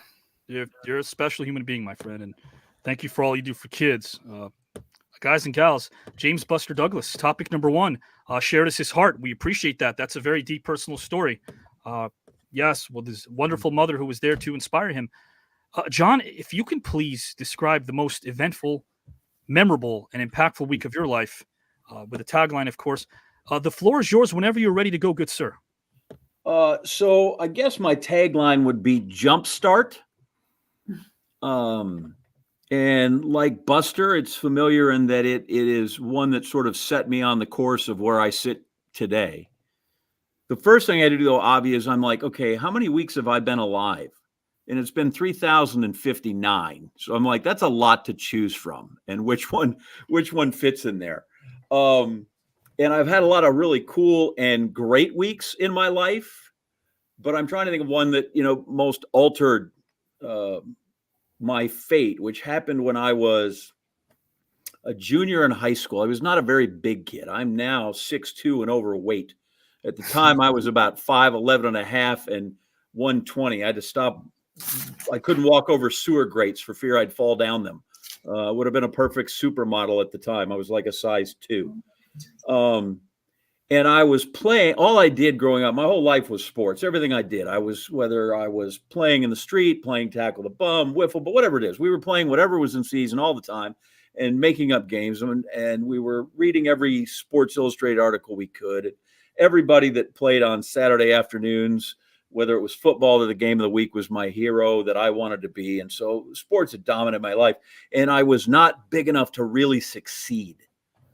But I started to grow in my junior year in high school, and I'm on the tennis team. And I was not a great tennis player. I was like the 13th man on the tennis team. So we only had so many courts, so I didn't have time. So I would have to wait to play. So in the interim, I walked over to the track. And my good friend Terry Nickish was a high jumper on that team. And when I was a kid, I wanted to be Dwight Stones, who was the greatest high jumper in the world and set several world records and twice was an Olympic medalist. And I had done some of it with my buddy in a basement. And I go over there and I'll just high jump with Terry. And it turns out I was pretty good at it. I had grown enough and had a modicum of ability that I was over there jumping, and now I just was beating him consistently. And so I was not in a hurry to go back to tennis practice. And the track coach came by one day and he just like, who are you? Like, who's this guy that's just over here beating the guy that's my high jumper? And so that was like a Thursday when he saw me and he said, I'm like, who are you? I'm the 13th man on the tennis team. He goes, well, you work for me now. So on Monday and Tuesday, I was on the tennis team. I'd gotten dusted on a Tuesday doubles match. And Thursday, the coach recruited me. And Friday, went to practice. And Saturday was the Green Bay City champion in the high jump. Out of nowhere. Who's this guy? And then my senior year, I went out the next year, my senior year, and was great at it. Had the second best jump in the state, for which I called the guy at the University of Missouri and said, hey, could I come down and run for you? And he said, yes. So then I ended up in Missouri, and I ended up what is the first and best journalism school in the country, which sets me on my way to a journalism career that goes through Tulsa and goes through Phoenix and ends up at ESPN. And then when ESPN says, you know what, one day, this happens to all of us, even heavyweight champs, they say, there's no more money. This is as much as we can pay you. They said, is there anything else you want to do? And I said, well, I've kind of always loved track all my life. And so if there's any way I can cover track. And so now out of that, I cover last week, the NCAA championships. I do the Boston Marathon, the New York Marathon, SEC championships. And so this whole full circle for being a really lousy tennis player and being good enough to jump a little bit ends up, here I am. I mean, my whole life has changed. Because I go over there and I jump a little bit and it turns out I'm okay at it. And it literally sets me on my whole career path that I had no idea. So God knows if I had had a decent serve or a decent backhand where my life would be, but not having a good one sure has paid off. Wow. Thank you for sharing us that story. John, I have to bring this up because I guess I want to put this in a way that maybe would resonate with people. You like to go back to places that were good to you, right, John? I do. Yeah. Maybe it's just because I long to be back there because I feel like I'm in Connecticut and I've lived here so long, but I don't ever really feel like I'm a Connecticut resident. But there's a lot of people that you're connected to, and I like how I have to bring this up, guys and gals and pals. I am going to be showing all of you something that I read that John wrote about Sears. You might be thinking, well, wait a minute, Sears, they're out of business. God almighty. When I think of that story, I don't think of Sears or a department store. I think of family. I think of loyalty. I think of love. I think of togetherness. And the way you extended that story really kind of brought it full circle for me, because there's also something very special about people we encountered that we don't appreciate until later in life. The vibe I got was that sort of the case as you got older? You became a bit more nostalgic and fond about some of those memories. Yeah, I think probably because I sort of was, I didn't really leave home at 18, and strike out on the road. I came back in summers and colleges, but then I've never really been back home since. And I feel really tied to that community of Green Bay because that's where my mother moved us, and my dad was, and my sister, and my best friends from high school are still there, and I go back. And so I've always kind of, the nice thing is, by the way, that when you live in Green Bay and you don't live there, you can pick when you want to go back. You're like, you know what, I don't know if December is the right time to go. I think we'll wait till June. But yeah, I've just always felt tied there. And then because I've always kept trying to get back and never succeeded, I went from the University of Missouri to Tulsa to Phoenix. And when I called my mom to tell her I had gotten a new job, my dad, they're like, Mexico? Because I kept getting farther west and south, maybe Honolulu. Where's he going? Never coming back. And so those are places, but I've never forgotten that. And as Buster alluded to, going back to being that same boxing program, right? You at some point you connect with what helped shape you. Yes. And I have said this about the University of Missouri, where I'm like, in places like that, I always feel like we have a responsibility. You need to share those places. You should protect those places. And if all possible, help those places grow. And that's what I've tried to do, that places were good to me, whether that's here, whether it was the University of Columbia or the city of Columbia, Missouri, where my wife is from, in Stillwater, Oklahoma, and Tulsa. So yeah, I just think it's important, and it's a little. We saw John F. Kennedy in the Open, and I don't have a ton, but I have been. I've done well, and so if you can share, I think it's important to do that, and I've tried the best I can. I would concur. And big shout out again, guys and gals. They may not have been privy to this back in the day, but shout out to the Nevilles in Green Bay. Maybe there would have been no Green Bay without the Nevilles. So, yeah, Verna and Larry, they were, and Nene, who was one of their daughters that I was about the same age as. And for the life of me, I'm trying to think of her really first name, because I never called her anything but Nene. It's like my sister. If you talk to my sister, I don't know that she knows my first name. She's always called me Bean or Orson. She always called me Bean because I was skinny as a bean. And one night we were watching some match game was doing, and Orson Bean was on, right? The great actor and writer. Sure. Yeah. So she's always called me Bean Orson. I don't know that she knows my name. Yeah, same with my brother. He just calls me you. So I'm just you to my brother. Guys and gals and pals. This was John Anderson and James Douglas. A couple more topics to go, but let's bring in our judges. And guys, remember, I want to bring this again. You guys can start voting once our two judges let us know who resonated most with them. Remember, I know this sounds very, very flowery or cliche, but we're all winners here because we get to learn, we get to listen. That's rare. I always bring up how this is sort of like the Breakfast Club because strangers become friends. I can't tell you how many times some of these great luminaries like John and Buster say, I want his number. I want her number. And that's the great thing about this, is that virtually we can still connect because of you. You guys are allowing us to do that wholeheartedly. Thank you for that. And again, 6-figure views on 53 pages. Thank you again for believing us since day number 1. And to the studio, you didn't believe in me last year. You believe in me now. So, guys and gals and pals, let's bring on our judges right now, starting with the great legendary human being himself, Mr. Mark Henry. Wow. All I can say is wow. I am honored to be in you gentlemen's presence. John, stop selling yourself short. Like, nobody was caring about Stephen A. Smith.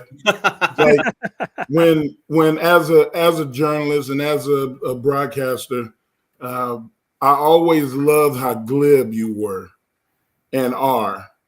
And you and Stephen A. Now he's in my head. Stuart Scott were guys that had color, and the true meaning of color commentators. Like, y'all were smart. You could tell by the topics and the quips and barbs that y'all used that you had something more than an understanding of sports and an understanding of journalism. And I just want you to know that you have been very well perceived by your peers.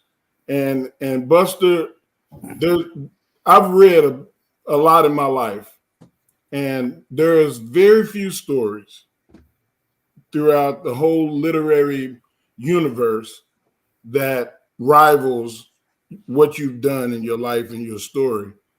The only one that really stands out is the Bible. And David slaying Goliath. And an interesting story, when David went to the river to get the stones, he picked 3 stones, not because he thought he would miss, but because Goliath had 2 brothers. And you slayed the giant. And I've been watching sports my whole life, and your story is only second to David slaying Goliath. So thank you guys for your contributions to sports. Totally agree with it. And if I had to, which I do, I have to give my critiques. And I resonate a lot with what Buster his story. I was thrown to the wolves several times in my youth with bullies, and you would be like, oh my God, there's no way you're 350 pounds. Nobody ever bullied you. Yes, I got bullied as a kid. The world needs to do a better job of pushing things like David's Law on social medias so they can stop the bullying. Bullying in person, at least, Buster, we were able to deal with it because I was able to go and deal with it. Right. But the internet, there are kids that are killing themselves because they feel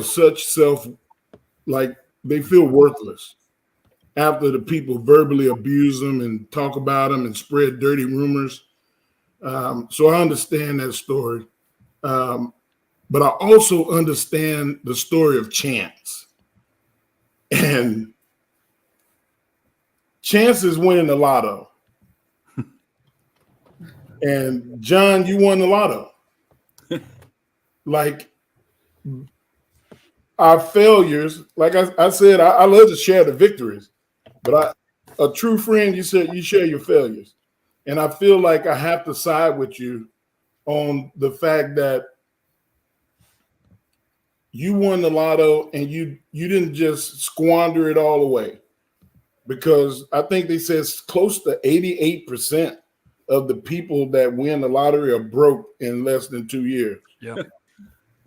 And here you are, long, illustrious career, able to give back because you won the lotto years and years ago by not having a good forehand and backhand. Oh man, that's awesome. Man, I appreciate your thoughts. And guys, yes, thank you for bringing that up. A lot of people are asking about this particular law, guys. Anti-bullying is a real thing, and that's another thing that Mr. Henry won't ever attach to his namesake, but I will, because he does champion that, as well as helping the homeless, which speaks to me as well. So guys and gals, work outside yourself, right? You can tell the story to the man or woman in the mirror that you see.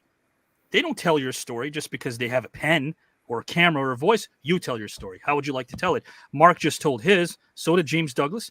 And, of course, John Anderson. Let's bring in our second judge here, guys, before we delve into topic number 2. Let's hope that she's not unruly. Truly, Julie, welcome. I could be a little unruly, but bring some spice to the show. Welcome, both of you guys, to the show. Thank you. Both you guys had really great moments that changed the trajectory of your lives. And John, I'll start with you. I took track and field too when I was younger, but I wasn't very good at it because I'm short and whatever. It just didn't work out. But the fact is that you did it, you had fun, and when you're open in life, it's interesting to see what other doors will open for you, even if what you think you want in life is not always what ultimately becomes what your future is and what pans out for you.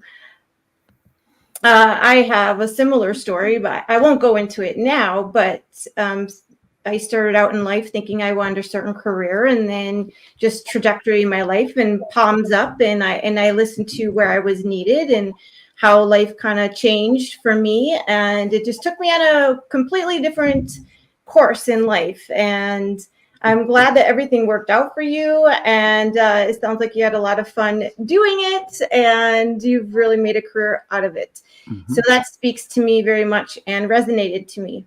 And then James Buster Douglas, your story really resonated with me, having such a strong mother in your life telling you to, you could either fight me or you can, stick up for yourself. And I love that so much. Instead of your mother really telling you, ignore them or whatever, she really taught you to not become a bully yourself, but to stick up for yourself. And she wasn't about to take it on for you. She taught you the lesson of sticking up for yourself, and that changed the trajectory of your life as well and turned into your career. So my vote is going to go to Buster this time. I love the strength that your mother, Lula Pearl, gave you. And so for that story resonated with me more. So thank you, guys. Thank you, truly, Julie, and Mr. Mark Henry. Appreciate you guys. We'll bring you right back in after topic number 2. How fortunate are we to have such incredible human beings like Mark Henry and Julie? And I appreciate you guys listening and really being able to share us your thoughts and how, again, we can relate to one another. James Douglas and Mark Henry and John Anderson and Julie and myself, we can all relate to each other, guys, based on the honesty and truth that are being provided here by James Douglas and John Anderson. John Anderson, guys and gals, also have to sit through a lot of Nick's highlights, which are lowlights, and I don't know how he did it, but he did it for 25 great years. Guys, topic number 2 is before us. Topic number 2, a weekend with history. Yes, the old history nerd in me. I have to go there. Guys and gals, I want to set it up for you because I want to welcome you to a fantastic weekend of your own making and imagination. We're all familiar with the questions of which person from or persons from history you would invite to dinner if given the opportunity. As a writer, let's be more detailed than that. Let's challenge ourselves. Here's the beautiful scenario. Your weekend is fully booked. On Friday, it's karaoke night. On Saturday, it's a debate competition. On Sunday, it's a nice, relaxing time on the boat as you're fishing. I've explained the what, the whens, and the wheres, but what about the whos? See, we're all familiar with the question of which person or persons from history you would invite to dinner. But guys and gals, Friday, Saturday, and Sunday, we're talking karaoke on Friday, debate on Saturday, and a relaxing time on the boat as you're fishing. Who would you select if you could select a historical figure for each night? Mr. Buster Douglas, you will go first when you are ready. Good sir. Thank you. Friday night karaoke with the beautiful and famous Aretha Franklin. Oh. Mrs. Franklin was a songbird that I would have loved to have joined in a sing-along session. I was raised on listening to her music weekly every Friday night. My mother would clean the house and sing along with Aretha, and her music is the greatest. Rocksteady was a sound that gave you going, and my mother would get you going. And my mother would sing and dance to it. Another great hit was Call Me. This was another favorite of my mother's too, that when she would sing, my father would sing along with her, do a two-step. They would dance in the living room together. And I would just sit there and watch them and sometimes join them, sing as well. Every time I hear a song about the fun time, every time I hear Aretha sing or one of her songs, it will remind me of the fun times of my life growing up as a kid in Columbus, Ohio, with Lula and Billy Douglas.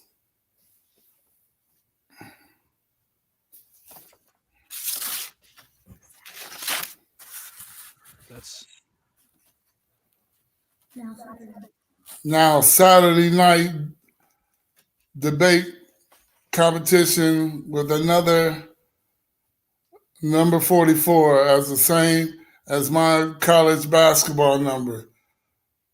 None other than President Barack Obama. President Barack Obama is an impressive man that is a dynamic speaker, critical thinker, and a great debater. No matter the topic, he is prepared, so hit us with your best shot. Pow. Of course, I would be the muscle to knock it out the box. And with Barack, we are a sure shot. We were a deadly combination in the endless reach and bounds. So you better come correct because we will and can make it happen. I will be the front man and Barack will work the corner. I will put forth the footwork, shake out, move on the opposition. And of course, Barack was sitting in the ring, sitting in the rear, making it all happen. So you get, I'm sorry. So you better watch because we are a knockout team and we will have you down and out for the count. Thank you for everything, President Barack Obama.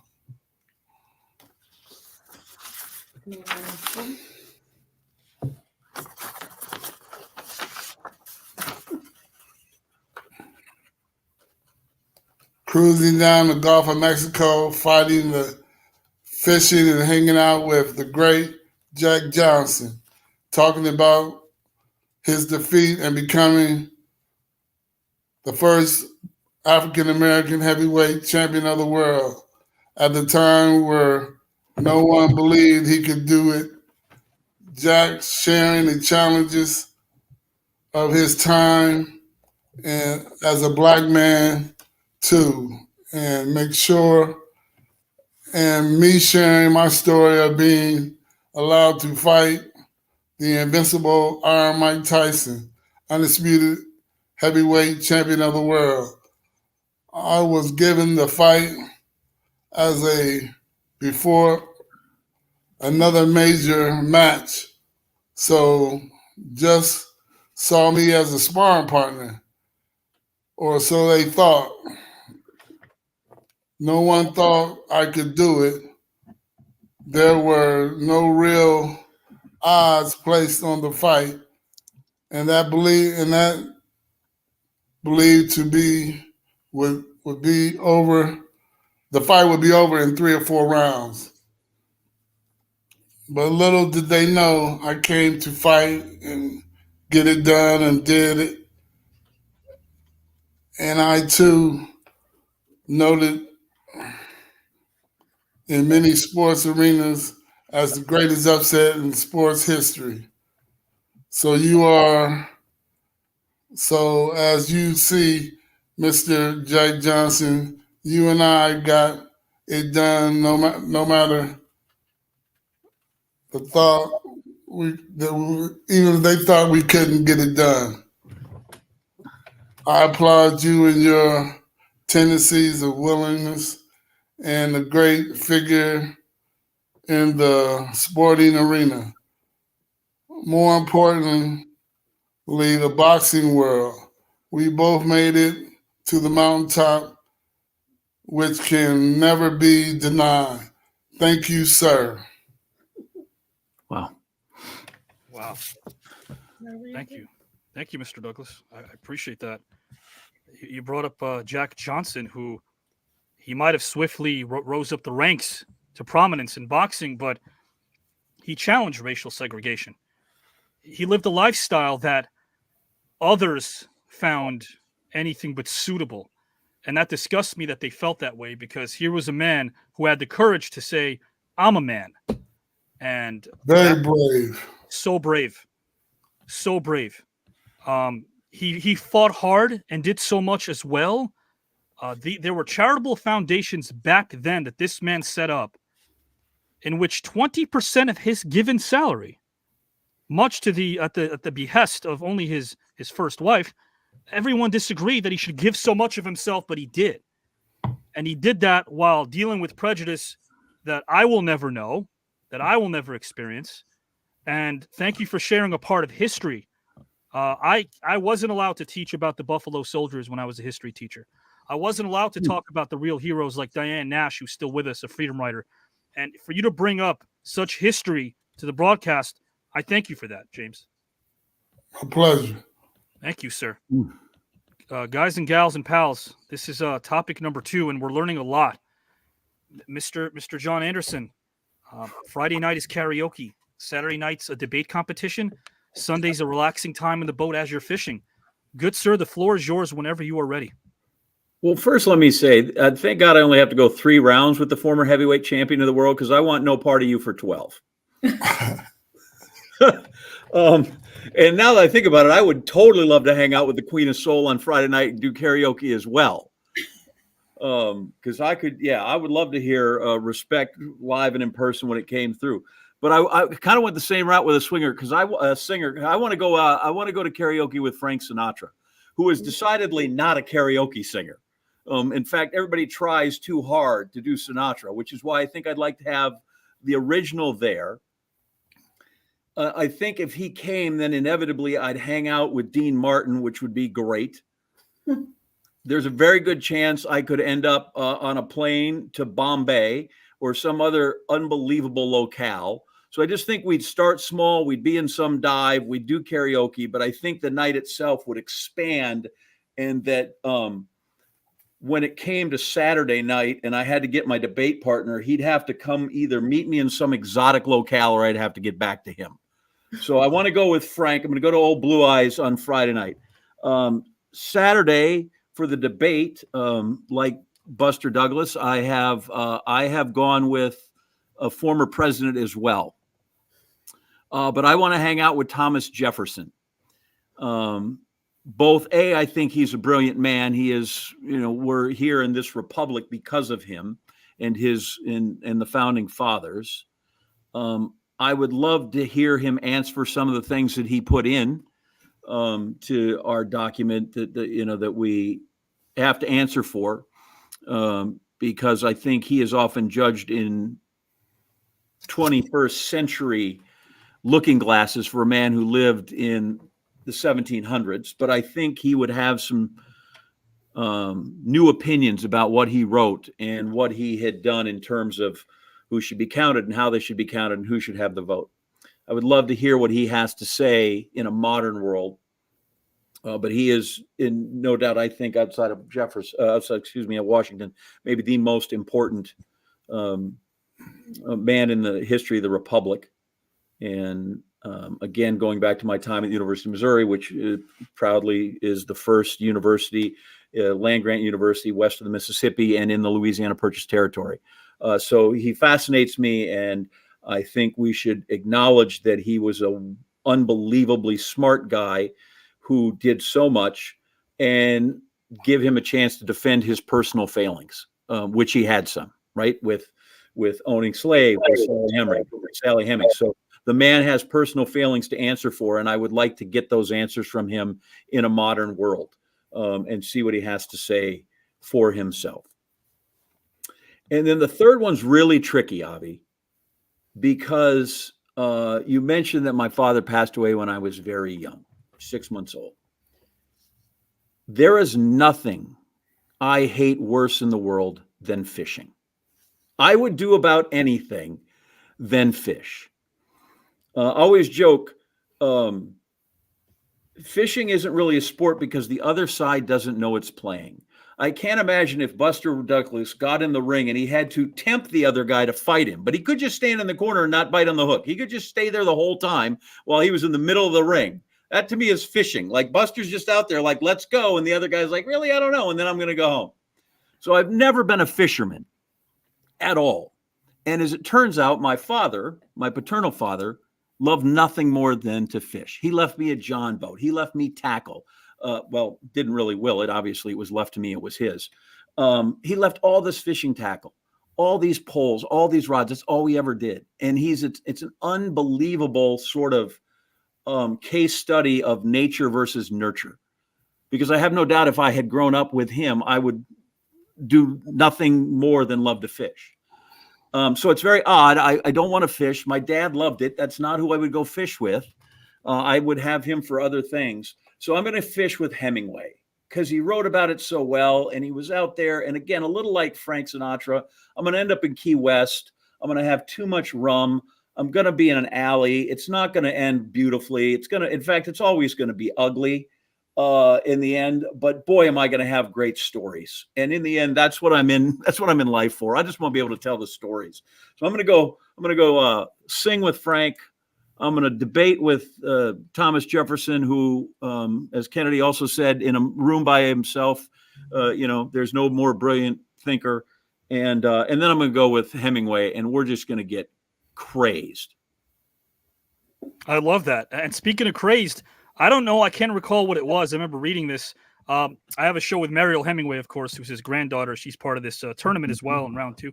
I can't recall how many, but I think 6 or 7. He set a world record in 37 or 38 when he caught 7 marlins in one day, which is impressive, although I had to essentially go down the rabbit hole to realize how impressive it was, because I, too, as a Queens, New Yorker, know nothing about fishing. So there you go. You're in good company, Mr. Anderson. I have to ask this really quickly. Walter Collins, he was a really giving man, right, John?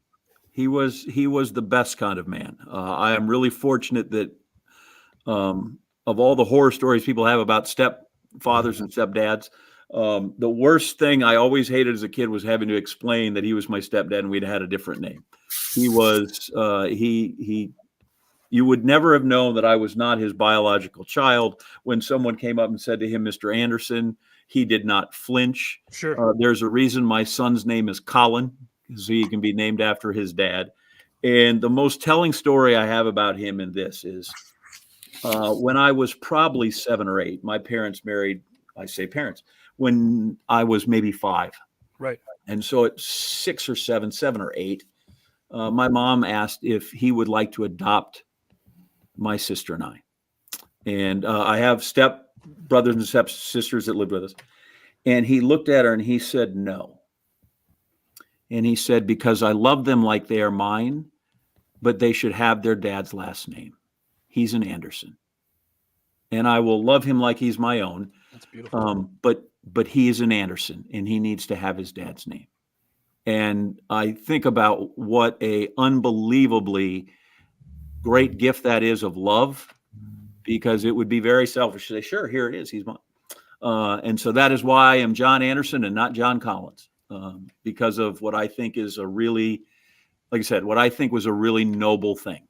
And I am grateful for it. And my small repayment was that now he has a grandson, or had a grandson, who he was able to see. He lived, Colin was probably 10 or 11 when he passed away. So he was able to see and meet his grandson, who was named after him. That's pretty cool. And he'll always have that with him. I think that's beautiful. And guys, talking about fathers and sons, a story about fathers and sons, and of course, mothers and sons. But in this case, James, I have to bring this up because when I, again, researched how confident you were and how you had the foresight to know that you would have to go down the rabbit hole, make sure that those sleeves were, of course, rolled up, and you did the hard work. The sweat is the sweet. You called your dad, who's a former pro boxer himself, Dynamite Douglas. You called and you told him you're coming home to Ohio and that you would one day be a world champion. He simply responded, okay, let's do it. Instantly. Wow. I love the confidence that he had in you as well. And guys, again, what you did, my friend, it goes beyond just Tyson, guys. Oliver McCall, who's a great heavyweight, what you did in that ring was beautiful, and what you did outside of it, going back to your roots, just as beautiful. And guys, you're beautiful as well, because again, we would all have a nice conversation, the 4 of us, 5 of us, but you wouldn't be here being able to provide us with a lot of adrenaline and emotion. Love your comments, so keep them coming. Let's remind the masses again, guys, next Saturday night, one of the greatest comedians of all time will be here. We also have one of the greatest talk show hosts of all time. This individual will be here as well. And, of course, a baseball Hall of Famer in Cooperstown, one of the greatest of all time. It'll be a triple threat, if you will. Great night. Guys, again, please, your votes, we're going to tally them after the third topic. So keep your votes in the comment section. We want to keep this moving along. Let's bring in the great Mark Henry. He was listening intently, full of smiles, full of being very introspective about this. Thank you for being so giving, sir. Mark Henry, guys, the floor is yours. Well, I laughed a little bit, especially when Buster brought up Jack Johnson, because sometimes you got to laugh at the pain. Jack Johnson, as you know, I love humor. I can find the beauty and the comedy in anything. And even with the death threats, if you win and you become world champion, I'm going to kill you. And Jack Johnson said, you better have a fast car. And he got pulled over several times. Yep. And he would pay the fine was $50 for speeding. And he would give him 100. and they would be like, well, we don't have change. And he said, no, this is from when I come back. So like you can tell by the stories that people tell about Jack Johnson, he had a great sense of humor. And when you're funny and you're the toughest, meanest, baddest man on earth, that is a dangerous combination. Ooh, yes, sir. Long time. Oh my gosh. But both of y'all had such unbelievable picks. And oh man. Buster, man, you had me at Aretha. It's hard to argue against that, right? Like I was ready to surrender on the spot. I noticed. Man, you had me at Aretha. If y'all would have put Richard Pryor and Jesus in there, oh man, we'd be all going and having drinks. I don't drink alcohol, but I'll drink all the cola they got in the building. But man, you guys, I've never given a draw before because this is more of opinion. There's really no it's hard to take a side on something where both parties stated the case for what they feel like would have been a good time. I just enjoyed the fact that y'all both pick people, presidents. You pick like historical singers, and I have to agree with John in the sense about the fishing. Like, why go fishing when somebody already did the job? All you gotta go is go to the seafood market and pick it up. Oh man, John, I really do feel like your sense of humor and your truth about how you were brought up and the story of your father, who is your father, but allowed you to have your history. And 2 times you mentioned history. You mentioned the history of your father and what your not adopted, but your father that raised you allowed you to have is your history. And you wanted to ask you wanted to ask Thomas Jefferson about why he made the decisions that happened throughout history, which Thomas Jefferson, boy, I've done a lot of reading on Thomas Jefferson. You get my number from Avi, and some of those questions have already been answered. Oh yeah. But like he has I think 42 African American children in America. So like you can see why he wanted to change some things, but he also lived in a time where he had to live in that time. Yeah. So from a historical reference, I gotta give it to you because I'm a history guy. I love history. Yes, sir.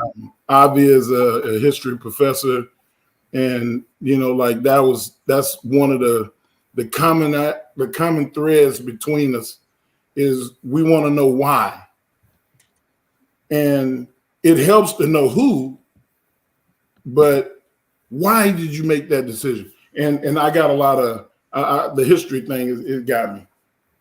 Yes, sir. Yes, sir. Yeah, I like exploring that on the phone when we delve deeply. And guys and gals, for those who are new, who are watching, simply vote by typing in the comment section.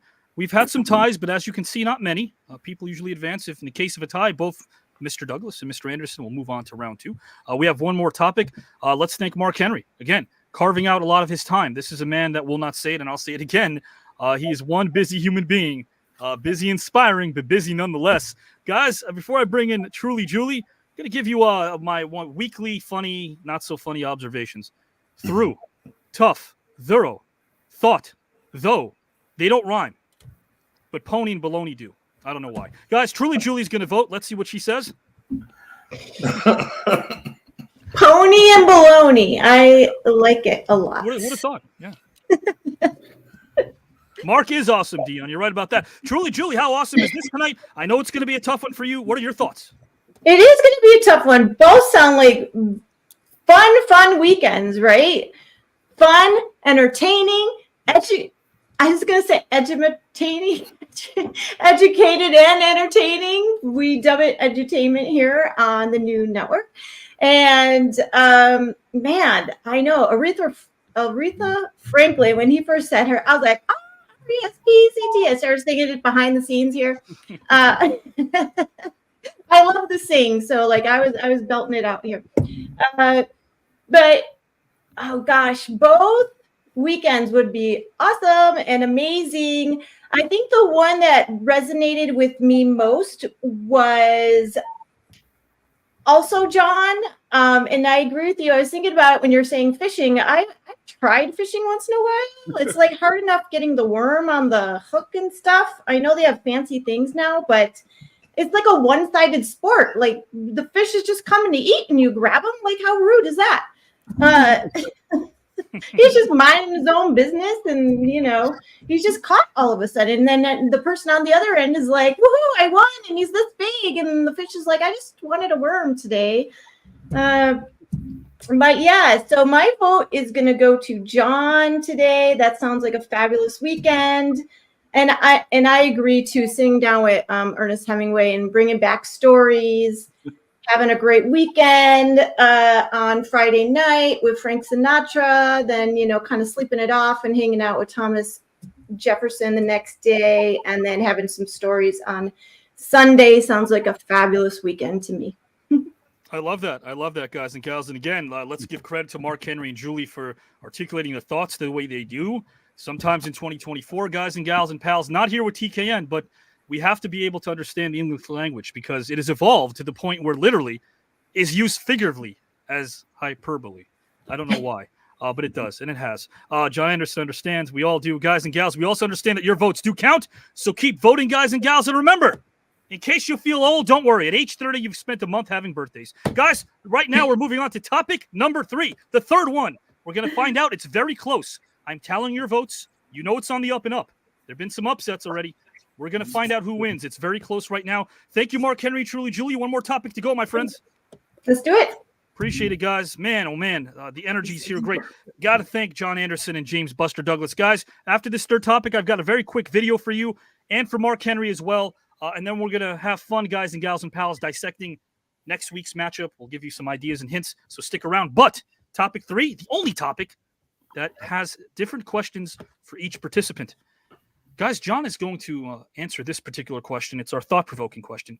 And as I try to formulate these and conceptualize these every week, I want to be able to go to a place where we can, again, have uninterrupted time. And that's why we make sure that we provide that here, because they're giving us our hearts and souls. John, it's always best to seek out, or is it, I guess, that's my question for you, is it always best to seek out pleasure over avoiding pain? And whenever you are ready, good sir, the floor is yours. Yeah, I feel like at some point this might be out of my depth. I feel like my college philosophy class, when it was a horrible midterm and I went back and the final came. There was only a paper, a midterm, and a final.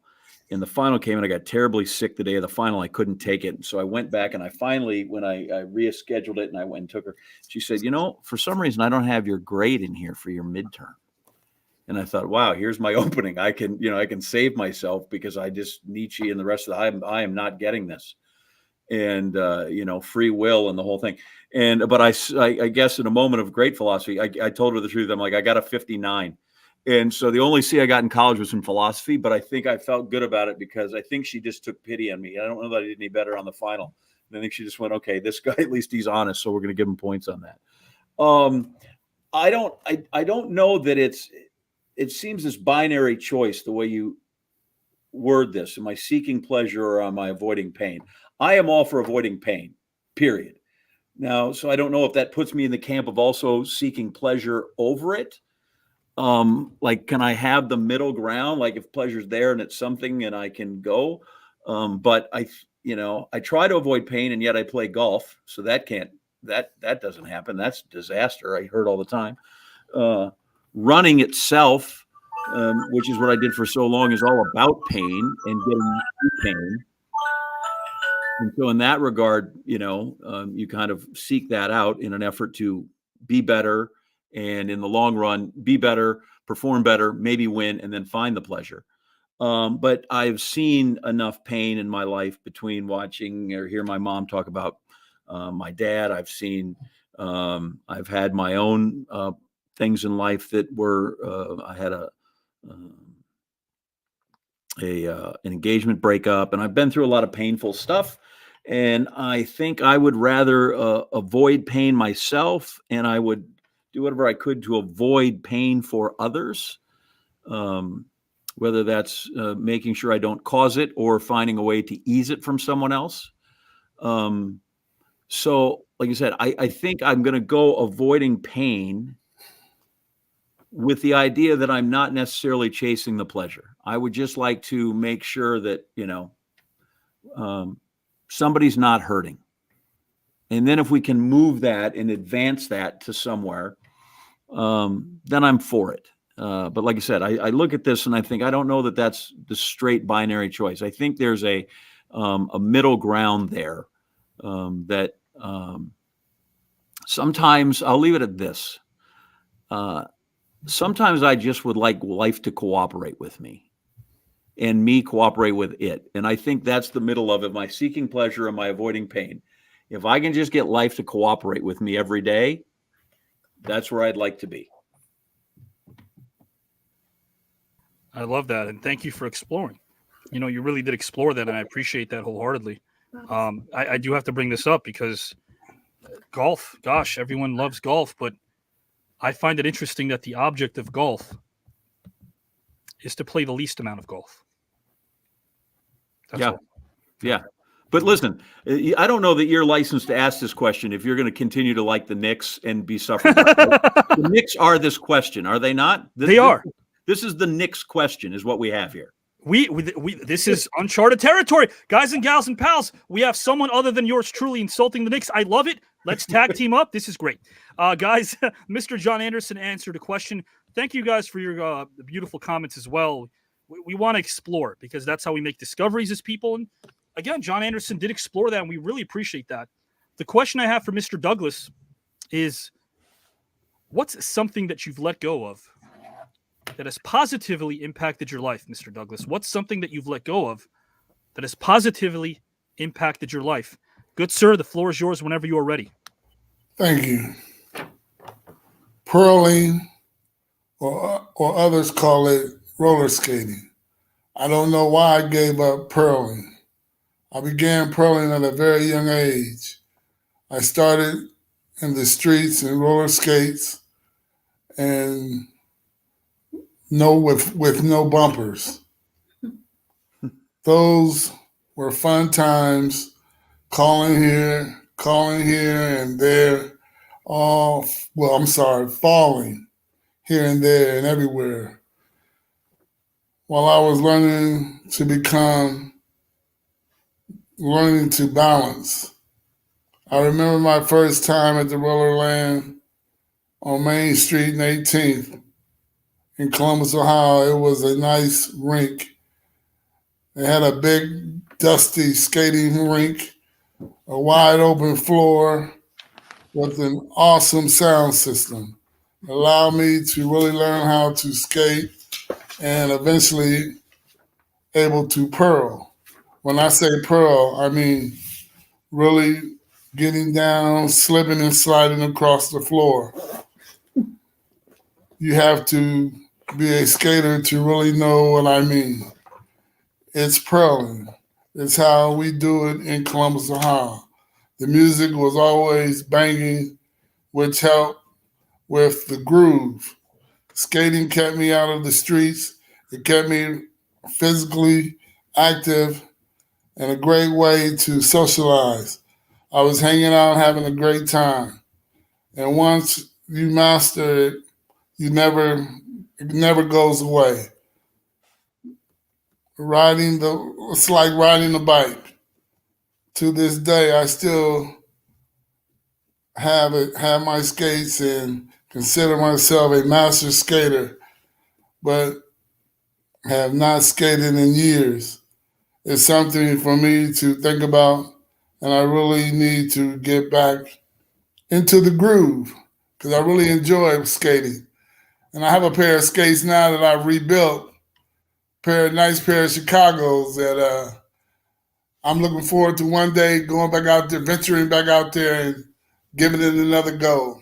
It's a very enjoyable activity.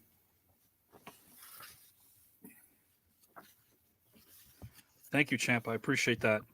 Thank you for sharing that. Absolutely. Guys and gals and pals, I'm going to bring in Julie and, of course, Mark Henry. Again, thank you all for commenting and really giving us a chance to be able to get to know you as well in the comment section and your thoughts, which matter to us as well. Guys, this is James Buster Douglas and John Anderson giving us a lot of what they have to offer internally as people. Yeah. And again, going back to age 10, which is when boxing began for you. You were the oldest of 4 kids. Everyone participated in boxing. You played high school basketball, but to be inspired by your mom and your dad, that's something we'll never forget. So thank you for taking it back and honoring your parents, really, John and Mr. Douglas and Mr. Henry. That's what matters. So, guys, let's bring in Mr. Mark Henry and see which way he goes. Yeah. Wow. A lot to think about. I do believe in not giving up something because of pain or pleasure. Golly. And Buster, the thought of seeing you figures roller skate makes me want to see some video. And you can tell that you take a lot of pride in it. Oh yeah. You said a master skater. I rebuilt my skates, and you used the term purling and the style of shoe. I'm sure that the Chicago is a different skating shoe than what most normal people go and buy. Right, it's the plate. So that means, go ahead, you can explain it. Yeah, it's the plate without the bumper on the front end, the big knob that slows you down. You know, it comes without that. And you're able to bend your knees a little bit more and more flexibility in your movement with the Chicago plate than you have a regular roller derby plate. Because the roller derby plates come with the big toe stop. And the Chicago plate is just completely the skate itself, just the wheels. You have to know how to stop, without using the bumper. And you can bend your knees a little bit more flexibility. You know, it's a Columbus, Ohio thing. You know, we really get down. We really get into it. I like it. Well, I tell you what, because of that understanding is why I'm going with you. Because I would want the bumper on it because stopping is very important. And knowing how to decipher what you need for your skill set is super important in anything. Exactly. And if you already know the techniques to stop, then you don't need that, and it's useless, and you eliminate something that's going to be detrimental to you doing your best work. So just knowing that about you and knowing how much you know about it and considering yourself an expert, like I have to go with James Buster Douglas. Mr. Douglas gets Mark Henry's votes, guys, as I tally this here. Truly Julie is next. Who do you vote for and why? All right, I was talking about roller skating back in the day. I used to love roller skating. I bet you didn't have like big purple sparkly pom-poms on the front of yours, though. No, not at all. I would say that. Because that's what I had, okay? And then when oh man, I used to love going to the roller rink and getting in trouble and being sent to the penalty box and stuff. That was a whole nother story. But yeah, I had white roller skates on with purple sparkly ties and the pom-poms in the front. And yes, when I started doing when rollerblading came on the scene, right, you had the bumpers on the front for the roller skates, and then when the rollerblades came around, the bumpers were on the back. I don't know if they called them bumpers, but you had to learn to stop a different way. So I know exactly what you're talking about. And I used to do downhill skiing too. I used to love it. And it was almost kind of that same motion of when you bend your knees a little bit and you had to like put your body into it, to stop. You had to know how to do that. So when you're talking about that, I'm like feeling the whole motion in the vibe of like roller skating and getting down. Oh man. So I love that too. And then John, when you're talking about seeking pleasure over maybe avoiding pain, I understand like going to a middle ground because obviously we want to avoid pain. Who the heck wants pain unless you're some kind of masochist? But I think like incidentally getting pleasure by avoiding pain, I see where you're going with that. So so the one who resonated with me the most on this conversation, this is a hard one. I'm going to go with Buster as well. Going for Buster, Julie. Yeah. Guys and gals and pals, again, we're going to find out now who will advance to round number 2. I will ask Mr. Mark Henry, Julie. I do have a video for Mr. Mark Henry, guys and gals. Mark, before I put you backstage, any words for Mr. Douglas or Mr. Anderson? John, I admire your willingness to be so open, and I'm glad to have met you on here.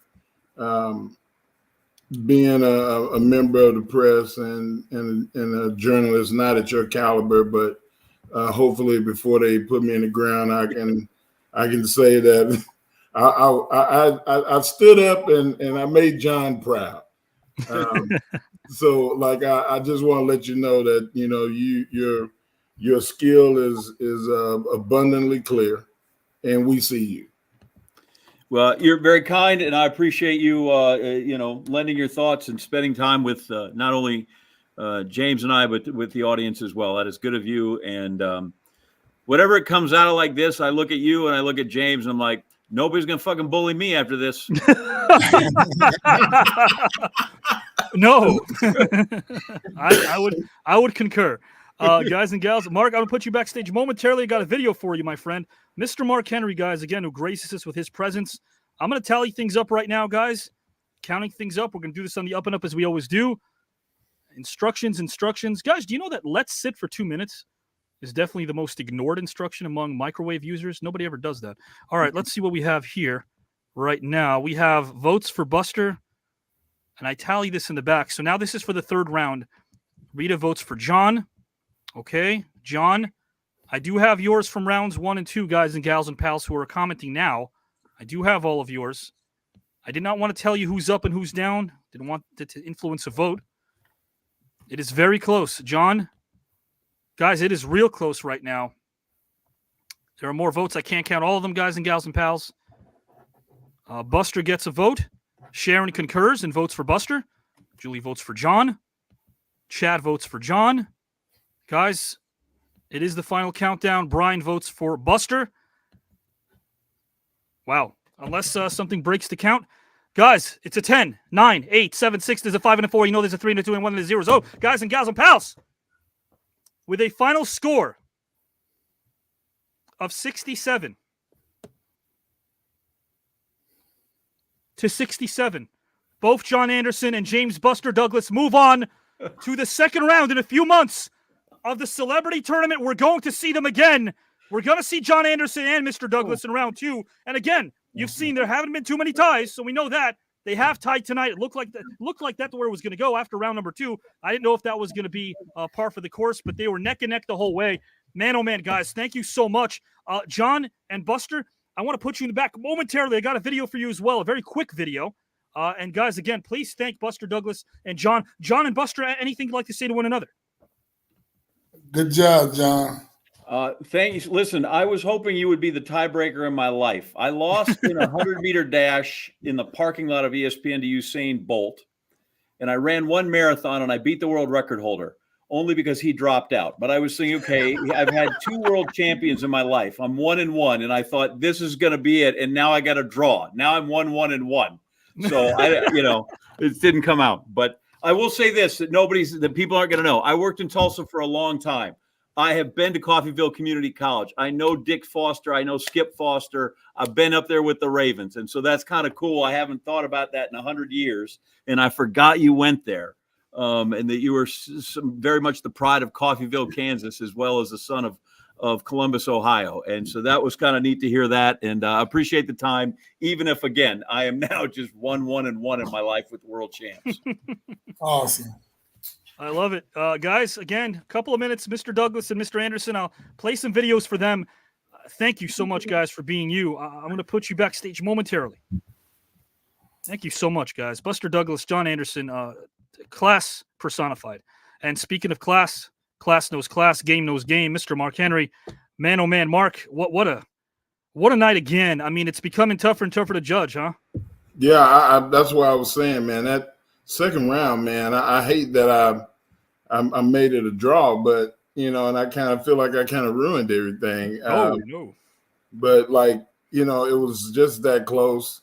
Sure. I could not, in all honesty, give an opinion, give somebody a victory based off something that wasn't factual but opinion.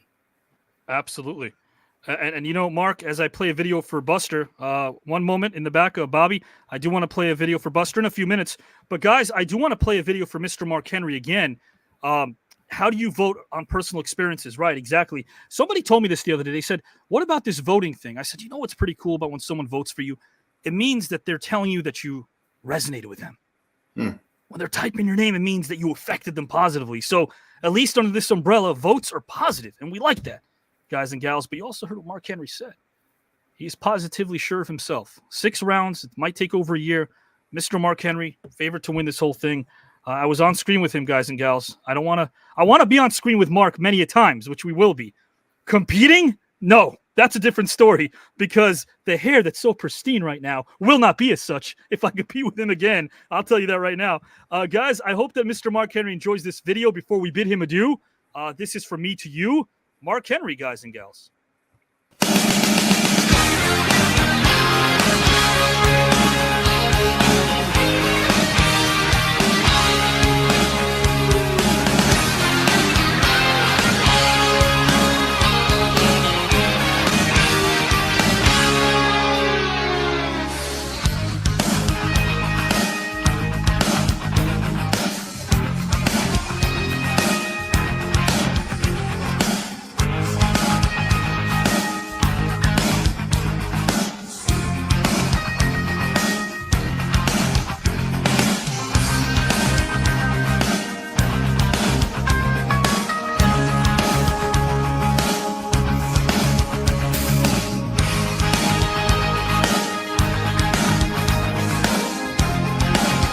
Look at this. Wow.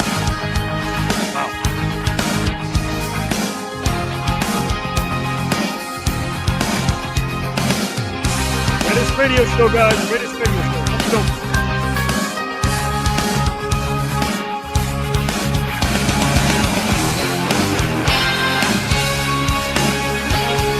Sold out, guys. We're sold out.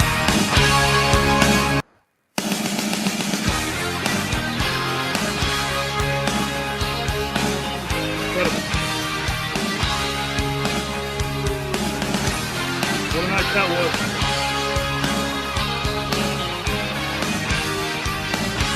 Schwarzenegger. Here we go, guys. Mark with the ESPN. That. Rock and Mark. Oh, man, I love that photo.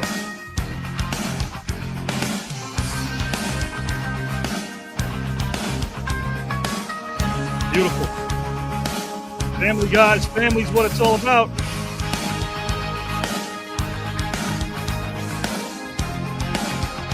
Kids. That's Jacob, guys. Incredible athlete. Proud papa. Sure. There he is, guys. Get to know him. Please follow him, guys. We'll talk about him in a second.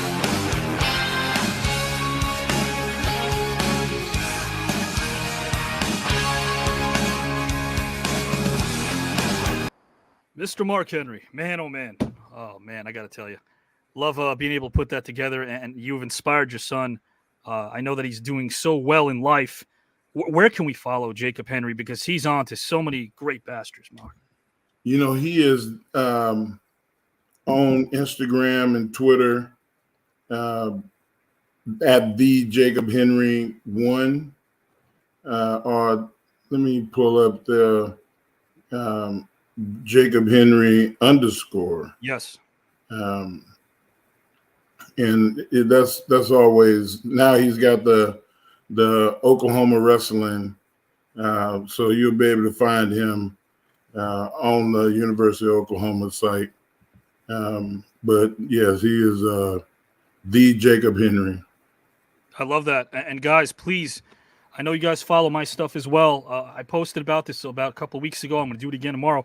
Please follow him because his journey's been absolutely incredible. And Mark, I know that you are very proud of Jacob. I am. I'm very proud. Even today, he came to me and said he wanted to do more bodybuilding, and he sat down with me for an hour with his notebook, just writing down the program that we put together for him. And he was like, "Hey, I'm gonna eat donuts today, but starting on Monday, can you buy me clean food?" So we made an investment to order from this food service. All his meals are going to be 2,000 calories and low sugar, low carbohydrates. So like he's focused on being a professional already. Wow. So like that's when you got it halfway beat. And I could see his focus. It just resonates on screen. You could tell how focused he is. And again, I feel so fortunate for the last 3 years to be able to hear about his journey through you. Very, very proud. And again, guys and gals, I'm very proud to call Mark Henry a dear friend because, again, in this life, you don't choose who inspires you. But when they do, you appreciate them even more. I appreciate you, my friend. Can't wait for our show Lifting the Curtain to debut after round number 1. And, guys, Mr. Second Round Mark Henry as well. Put everybody on notice, guys, including me. He's here to win it. Hey, man, I appreciate you, man. And like I said, is at the Jacob Henry _ on X or Twitter if you had decided not to change the name. Yes, guys, and we're going to put this up here on the scrolling ticker as well. You have a great rest of the weekend, my friend. I will do it. I'm going to go get something to eat now. I love it. Mark Henry, guys and gals, the legendary Mark Henry. And, guys, one legend to another, Mr. John Anderson as well. Congrats for being in round number 2. I hope this video does some of your life justice as well. Guys, congrats to Mr. John Anderson.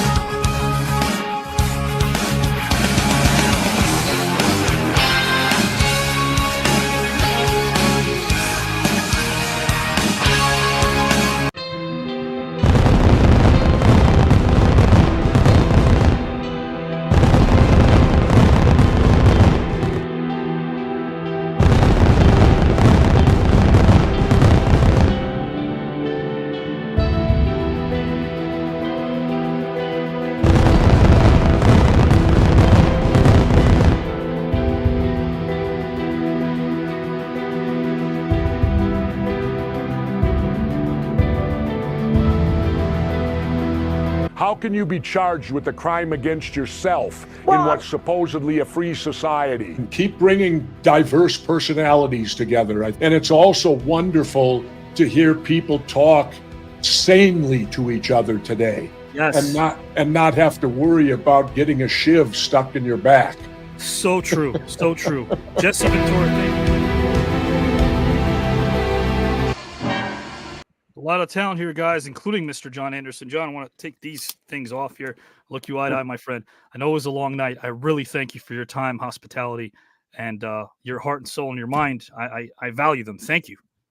Thank you. And in looking at that video, I now know that where my glasses have gone, you're wearing them and I am not. Very similar. That's clearly what's happened to them. And now that he's gone, I can tell you about my. So it's a good thing I didn't say it beforehand, or I'd have been heated kill. So my wife went to Oklahoma State, which of course is the wrestling of all wrestling programs. Oh yeah. And with his son at OU, I'm glad that did not come up sooner, or that he would have, he would have totally thrown all his weight to Buster Douglas. I got to tell you, John, you do a lot of these, man. Did you have fun tonight, my friend? I really enjoyed myself. Thank you. Yeah, it was great. And listen, to just when you, it's like I'm fortunate enough to get asked to do some things now and again. And I always think I'm not sure why I'm in this company, but I am glad I am. And I appreciate somebody thinks I'm worthy of that. And yeah, you are. To be with Buster Douglas, who, again, I don't know that my son at 21 is fully informed on that, but I am, and that's a super treat. I still believe that the heavyweight champion of the world is a heck of a thing, right? And if people call you champ, I think of is there a better nickname in the world? Like when they just say, "Hey, champ," and they don't just mean like your 8-year-old, buckle up, son, champ. You'll get them next time at the Little League game. That's an amazing thing. And so I appreciate you for having me, and I appreciate the work and effort you put into this, and just don't invite people on and say, "Hey, we'll just talk and see what happens." So I appreciate it's structure and design leads to good results. And I'm glad you don't leave that to chance. Thank you. Thank you so much, my friend. You have a great rest of the weekend, John. Very good. Thank you. The great John Anderson, guys and gals. What a night. Where's John Red? I want to see him in the back as well. Why isn't he signing in, guys? John Red. What a night. John Anderson, Mark Henry, Julie, Mr. Buster Douglas, the champ. Had some technical issues there, but we're glad we got him for the whole segment. So if he pops in, I'll play him his video too. Guys, when I put these videos together, I don't know who's going to move on, so I have them just in case, because you never know who's going to move on. Let me bring in Howard Collado. Let me bring in Truly Julie. Let me bring in Mindy Red. I have to take a swig of water. I could see that their energy. I could see they're all smiles. Howard's a big boxing fan. Howard, you remember where you were. Let's start with Howard, guys. Howard, you remember where you were. You were probably maybe a 9-10-year-old kid. Buster Douglas, it was in Japan, and we woke up the next day, right? We woke up, and we found out that the champ, Mike Tyson, had been knocked out. It was funny because Holyfield was waiting for the winner of that fight, and they all just thought it would be Tyson Holyfield back then. But it wasn't Tyson Holyfield back then. It was Buster Douglas Holyfield, because Buster Douglas shocked the world. They even had to change Saturday night's main event. Mike Tyson was like the special ref, and they brought in Buster Douglas last minute because nobody, 42-1, those were the odds, 42-1. There were places in Vegas that didn't even want to actually run with this because they thought that it was a foregone conclusion that Tyson would win and just kind of ramsack another opponent. But no. Guys, it was no fluke. Tyson was prepared. Tyson was ready to go. Watch the fight. Buster Douglas was all over this man. He had a strategy that he executed flawlessly. And again, beat some greats like Oliver McCall, Randall Tex Cobb. I mean, Trevor Berbick. He beat some of the best names in boxing history before Tyson. So he earned that fight. And God almighty, guys, he's in round number 2 as well. Buster Douglas in round number 2. John Anderson in round number 2. How about Stephen Tobolowsky? He's in round number 2. We saw him earlier as well. Let's bring in the panel as I take some water. Guys, don't go. We have videos. We have a great conversation with Mr. Dion, who's back. I'm going to send him a link right now. And, of course, we also have an incredible attraction. I'm not going to tell you what it is, but you got to stick around. Don't go anywhere. Oh, there's Lisa. How are you? Great fight it was. It was a great fight. Julie, nice to see you. Guys, let's bring in Truly Julie, Mindy Red, Howard Collado, John Red. Hello again. Good evening, you guys. Hey. All right. Howard is way excited right now.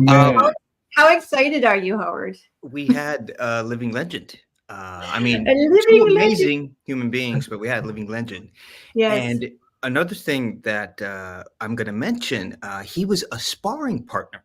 He was just a sparring partner. And obviously, he was a little more than that. So that's something that's amazing and really quick. And I made this connection. I was like, so he's a good skater. What do you use when you skate?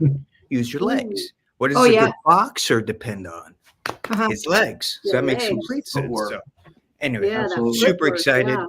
Julie, amazing job at judging. How was the night for you, man? Yeah, I mean, I was a skater too back in the day, so now I'm thinking maybe I have a boxing career ahead of me. I don't know. Hey, I don't know, man. Look, I remember this night like it was yesterday. Me and my friends gathered around. It was in February. It was right before Valentine's Day, and we had this little party we threw together. And we had a little Valentine's party. We all pitched in. Back then, you had to buy the pay-per-view. We all pitched in to watch Mike Tyson win again because that's what he was doing. He was just obliterate everyone who would come and he would come in contact with. And it was usually over in the second round, maybe if it went that long. And so we all have this big party. It's like a Valentine's Day themed party, and we watched Buster Douglas shock the world. And we were all, we were big Tyson people, but wasn't like we totally respected what Buster did because he came in and he wasn't scared, he wasn't intimidated. He came in, he brought it to, and I knew by the third round Mike was in trouble. I didn't know what happened. I don't know if he was feeling bad, but I knew that he was in trouble because he hadn't really at that point never been really boxed. They never made it out of the second round, but he took it to him, and in the 10th round. Buster Douglas finished him off, and we couldn't believe it. I remember Mike crawling around on the canvas looking for his mouthpiece. He sticks it in his mouth, and the referee's like, no, you're done. Man, what a great night, and I'll never forget it, man. I'll never forget the whole night. It was great. Wow. Can you imagine that? 10 rounds, though, with Mike Tyson and just those blows, though, that is something. But, like, Howard, you brought up a good point, though, with the skating. I wanted to call myself a skater when I was younger, but I had more sprained ankles and sprained wrists from falling a lot. And so gave it up, went to roller skating. But yeah, the leg work, the knee, the way you have to bend your knees and you're moving and you move your body. That's very impressive. And then to connect it with boxing is just wow. That is powerful.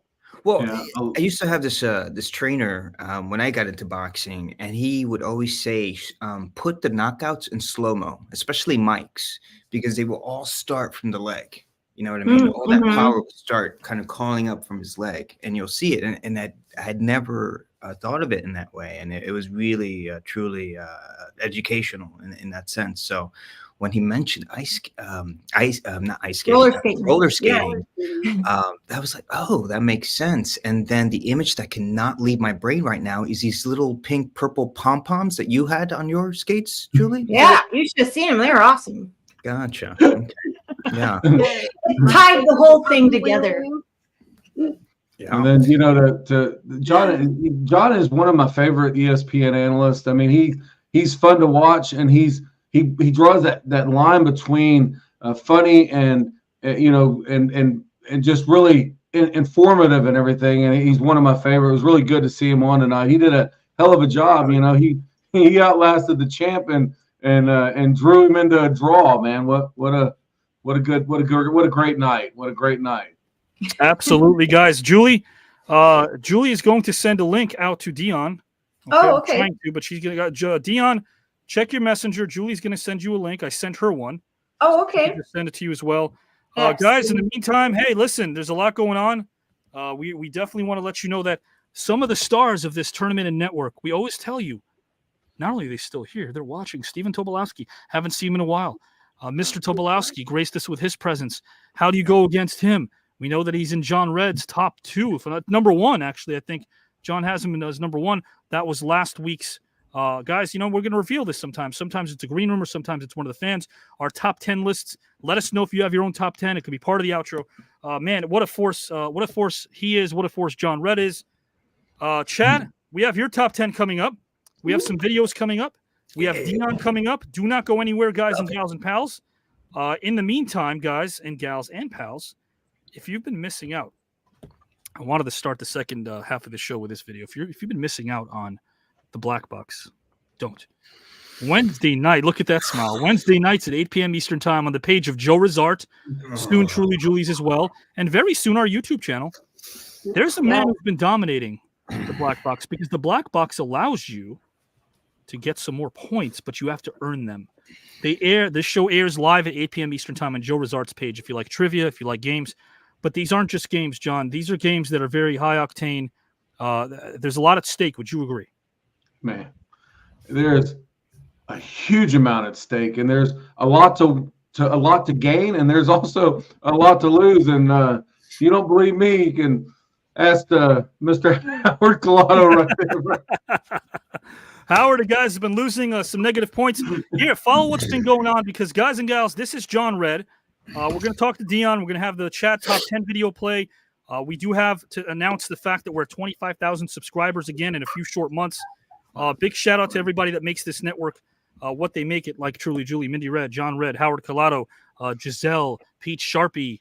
We have so many people here who are involved, guys. Kelly White, a video of Kelly's coming up soon as well.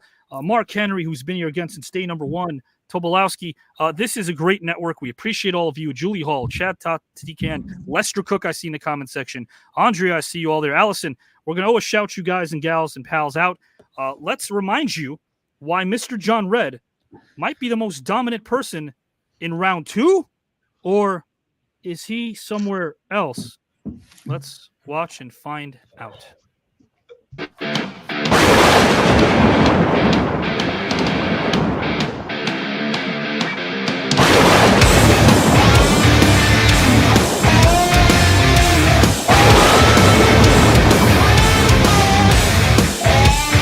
Here's how this is going to work. I will name a place, a luminary, time, era. I will name something specific. Once I name something specific, a competitor here before you that you see on the panel will have to provide something else to keep giving the masses facts about said person or said thing. If Howard Collado said Paris, France, and John Red cannot add to that, Howard takes one of his points. If John Red matches you, he takes one of your points. That's the John Red challenge.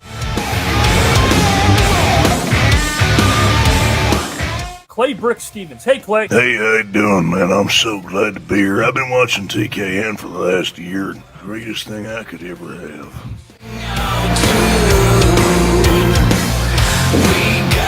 Juicy. All American. I will count that. That's a wash. That hair and his jokes.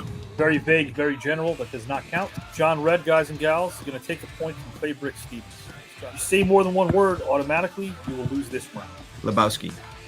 John. Weight loss. That's 2 words. Give Howard Collado another point. 8, 7. Legendary? Somebody already said legendary. John already said it. So, guys, give John 9 points. No. Complete. I said locomotive, though, specifically. Oh, okay. Well, John gets another point. 28 seconds. Bird. Slap past the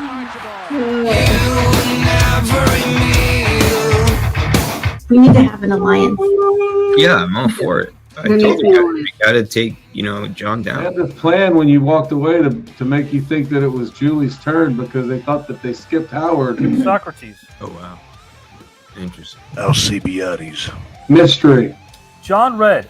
He went through a gauntlet. I mean, we're talking one person after the other, after one photo after the next. There's no break. And I do agree, 17 points, Phil says, is still a huge advantage.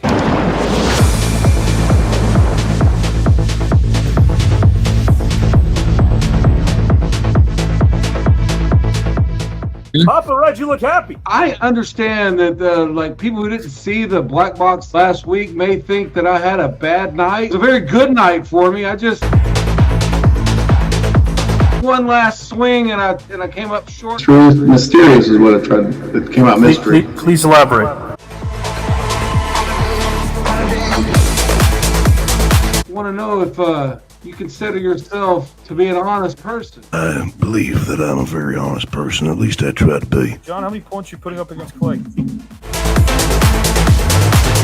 I'm going to do 3. All right, guys, remember next round 5 will be the minimum. Summer. Gasoline. I said gasoline. In Chicago. The tumble blocked by Rodney. Guys and gals, John's got 3 more points. 23. Now things get real hot here because John has to put up 5 points. I'm going to do with the 5. 5 with Howard? Movie. Bow tie. Line. 2 words. I cannot count bow tie. We are talking about Richard Pryor. Animated. Muse. Guys, I'm going to turn it to the engine for Muse. Muse, what's the reasoning? I feel like he was a muse to future comedians. But you don't know Agree with that. me. You don't know if he wasn't. Gloves are coming off. That's what you're seeing here, guys. Well, you haven't seen anything yet. Free throw. Globetrotter. Oh, no, guys. Free throws. Oh. One. You could put up a number that I decide against Flashbacks. an opponent that I decide. The opponent is Howard Kalai. John Red will have 25 points being put up right now. He'll get more than that 57 he had last week. Holy crap, Howard. Bed. Guys, are we counting bed? 3, 2, 1. We're counting Howard's bed. Fragile. We just witnessed the tie happen right here. Oh. On the second John Red challenge, this man walked in with 17 total points that can be allocated to round number 2 as he's lighting a cigar, old Red Auerbach style from the Celtics. But I took the challenge because I'm not scared. If I could punch you in your throat right now, I would. John, just keep on gloating. To see him in distress more, Mindy. I mean, it's fitting, man. Yeah, the pride comes before the fall. 37 points. That's huge. Man.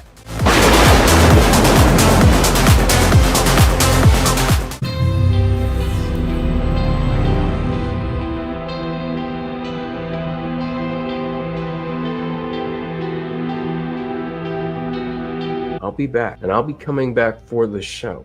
I appreciate you finally showing up. An abandoned house isn't going to clean itself.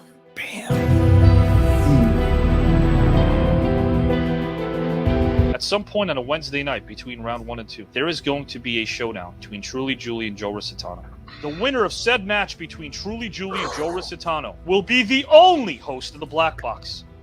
As far as we give it up for the one only Papa Red. Papa Red, welcome to your show. Hey, Howard, how's everyone doing? Kelly White's face. John, what do you think about Howard? He can't even face you. Can you blame him, Avi? I mean, come on. 37 points. 37 points. I told you that in April, on a Saturday night, he's going to actually turn his camera on, and we're going to find out who Clay Brick Stevens is. Welcome, Clay. Hey there, John. Hey, I gotta say something to you, buddy. You're about to get gangbanged. Cute. Spotted. Wait, we're going to count cute guys in the comment section. We're going to deduct 5 points from John Red, guys. Let's go. Yeah, that's what I'm talking about. Our next one here for Kelly White. Big ears. Oh, those were 2 words, guys. Oh, God, man. So John, we're going to deduct 5 from John. Kelly just won 5. Try to get warmed up here, and that's a rookie mistake. You're a rookie? Now you're a rookie? Well, that's what I'm saying. It's not going to happen again because I'm not a rookie. Nasty. Water. Guys, nasty. Some don't think it's nasty. It's 5-4. All right, so it means that John lost 5 points again. You're not smiling so much now, John, are you?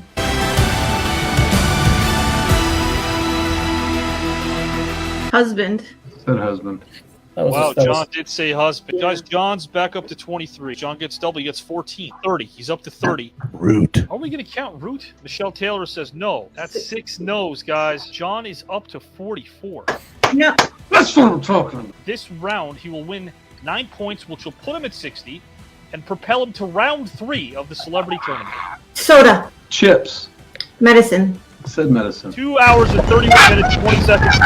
John Red, 60 points. It is in round number 3. Red lit up his traditional victory cigar. He's in round 3. That cannot change. We know that.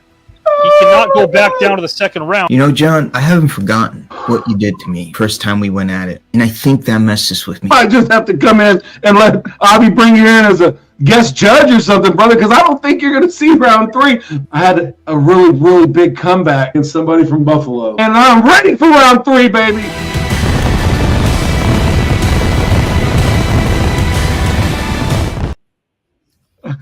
Oh man. Let's Wow. Guys, Oh. round 3. I didn't announce it until that video played to the green room crowd on Saturday. The Wednesday audience knows. You miss Wednesday, you're going to miss a lot. John Red is now, along with Giselle, the only person in round 3. That is not something that's offered. I'm probably not going to offer that again during the duration of round 1. We only have a few weeks left. John, you're in round number 3, brother. I'm going to bring Dion in a moment, guys. Listen, John, I can't believe what I just witnessed on Wednesday night. It was almost storybook. We know that this thing, of course, is not planned at all. You're in round number 3. You earned it. Almost 9 hours of the black box in 3 weeks. You have to go through the gauntlet, one topic after another, one competitor after another. John Red, you definitely earned your spot in round 3. Man, Avi, it was, I'm not going to lie. It was, like you said, a gauntlet. And I was really worried. You know, I was playing defense there because I didn't want to walk out of there with no points. You know, I was down to 9. And then you introduced the double or nothing challenge where they could steal. And at first I was like, oh my God, what's he trying to do? What's he trying to do? But it worked in my favor. And that's what brought me back. And hey, you know, I like a prize fighter, you know, I was taking them. I came back and I'm in round 3. And man, I have been on cloud 9 ever since, man. And then watching that right there puts me right back there. Because think about it. Myself, Mark Henry, Buster Douglas, all these greats. We're going to have to duke it out in round 2. John's in that 3rd round. We're going to have to duke it out and see who gets there. Guys, second chance bowl's coming up as well. Top 10 Chad video coming up. We do have some other videos as well. Stick around. A lot more to go because this second half of the show is a gem as well. We give you what you want. We have a lot of surprises, of course. Howard's going to join us with Dion as well to have a great conversation about recovery. Awesome. Let me put you all in the back for a moment if I can. John Red, guys and gals. Howard Collado, Truly Julie, and Mindy Red. Let me bring in someone who, again, is very honest and very open about his story. You know, these celebrity tournament matches, they go long because there's 3 topics.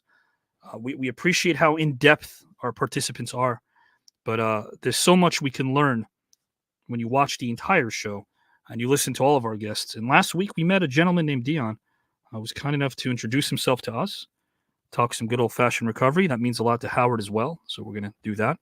And pretty soon, Dion, once we get to know Dion a bit more, he's also going to be talking with some of our luminaries about recovery. We have some luminaries who actually talk about recovery. Mr. Bagwell, who has a show with me called The Stuff. So there's going to be a lot of great conversations with him. Let's bring him in right now. Jersey's own Dion. How are you, my friend? Fantastic. How are you tonight, Avi? I'm doing good, man. I really liked our conversation last Saturday. Me too. I appreciated your time. Thank you. Absolutely. You're a part of the show now, my friend. Guys, again, you know, Dion, part of the show, and we talk recovery, but we also talk life. We talk responsibility. We talk accountability. My first question for you is, when you watch the celebrity tournament and you listen to some of the topics in the comment section, are there moments of honesty that resonate with you that can help someone in recovery? 100%. You know, it's funny. I was listening. It just dawned on me that I get in a lot of trouble at work almost on a daily basis about my language is not clinical enough. Oh. Well, I approach it. That's okay. I'm cool. It's you know, right. The calling is more important than the job. You can always get another job. Hope I don't have to, but I'm not going to find another calling. Now, God is not clinical as far as I can see. And when you view life through a spiritual lens, you know, there's no fear. There's no need to escape from reality by drinking, drugging, gambling, risking, what have you. You know, your whole life, actually. So my approach to recovery is radically simple. There are 12 steps to recovery, and anything you can add to your arsenal to recover, do it. I did my 12 steps with my sponsor, Timmy, God rest his soul, 6 years ago yesterday. Our good Lord called him home. I'll catch up with him later. Wow. You do your step work. You do your step work. You do everything you can. But I approach it from a subtraction concept. Success is taking away. Recovery is taking away. It's taking away fears, doubts, self-judgment, the ego. The ego will always fight to survive. And when you drop that away, you're going to start a new life. It's going to be very expensive. It's going to cost you your old one. All your old ways, all your old thoughts and feelings, your approaches to the world, it all has to go. because you're going to start a new, relaxing, spiritual, open, accepting life that you're not going to be perfect. You're going to be imperfectly flawless as God intended. You know, everybody's striving to be perfect and successful. Well, successful is subtraction. You want to get in shape, you want to lose weight. Well, then you got to subtract that extra food. I struggle myself with that every day. But, you know, it's not the end of the world. It's accepting yourself and loving yourself and moving forward, you know, with God. We don't talk about God enough. I don't expect to hear it on the media, but when I hear people in every day in my field, we do talk about God a lot. And it's not a religious thing. Religions tend to divide, I find, where spirituality unites, the belief in a creator that you know, animates and unifies us all. And when you, like what Mark was saying earlier about the bullying, especially the online bullying, where you can't really face the person about it. I wouldn't want to face Buster or you know, anybody actually. But you know, when we focus on our spirituality and our relationship with God, you'll never find that. You'll never have any kind of bullying because you won't have that ego issue. You'll have that togetherness and that oneness, allness and wholeness. That, you know, I spoke to a client of mine today for almost 2 hours. He was telling me about when he goes out at night and he's under the stars, he feels a connection with the universe. He feels both small and oneness at the same time. One of my finest clients. And that's what it is. I mean, we are those stars, like the hippie song, because I'm the Jersey hippie on YouTube. And we see them, we see those stars nightly. And I think a lot of people that are obviously experiencing a lot of turmoil, inner turmoil, don't realize that they don't have to live in their past. Because if you do, you become a prisoner of your past. And I'd rather be the architect of my future than become the prisoner of my past. And the way to do that, I feel, has a lot to do with discovering the person you want to be. People always say I was meant to be something, but you can be that, right? Because every day we have a gift. And if you can't give yourself happiness, give it to somebody else. And that's big. That's really big when it comes to all the steps as well, because I love how there are sponsors. I love how there are people that are a phone call away to truly help in a world that's always attached to some sort of demand or request. There's a superficial nature of what us as human beings expect from each other. I love that I've learned a lot about recovery through Howard and now through you as well. We're all recovering from something.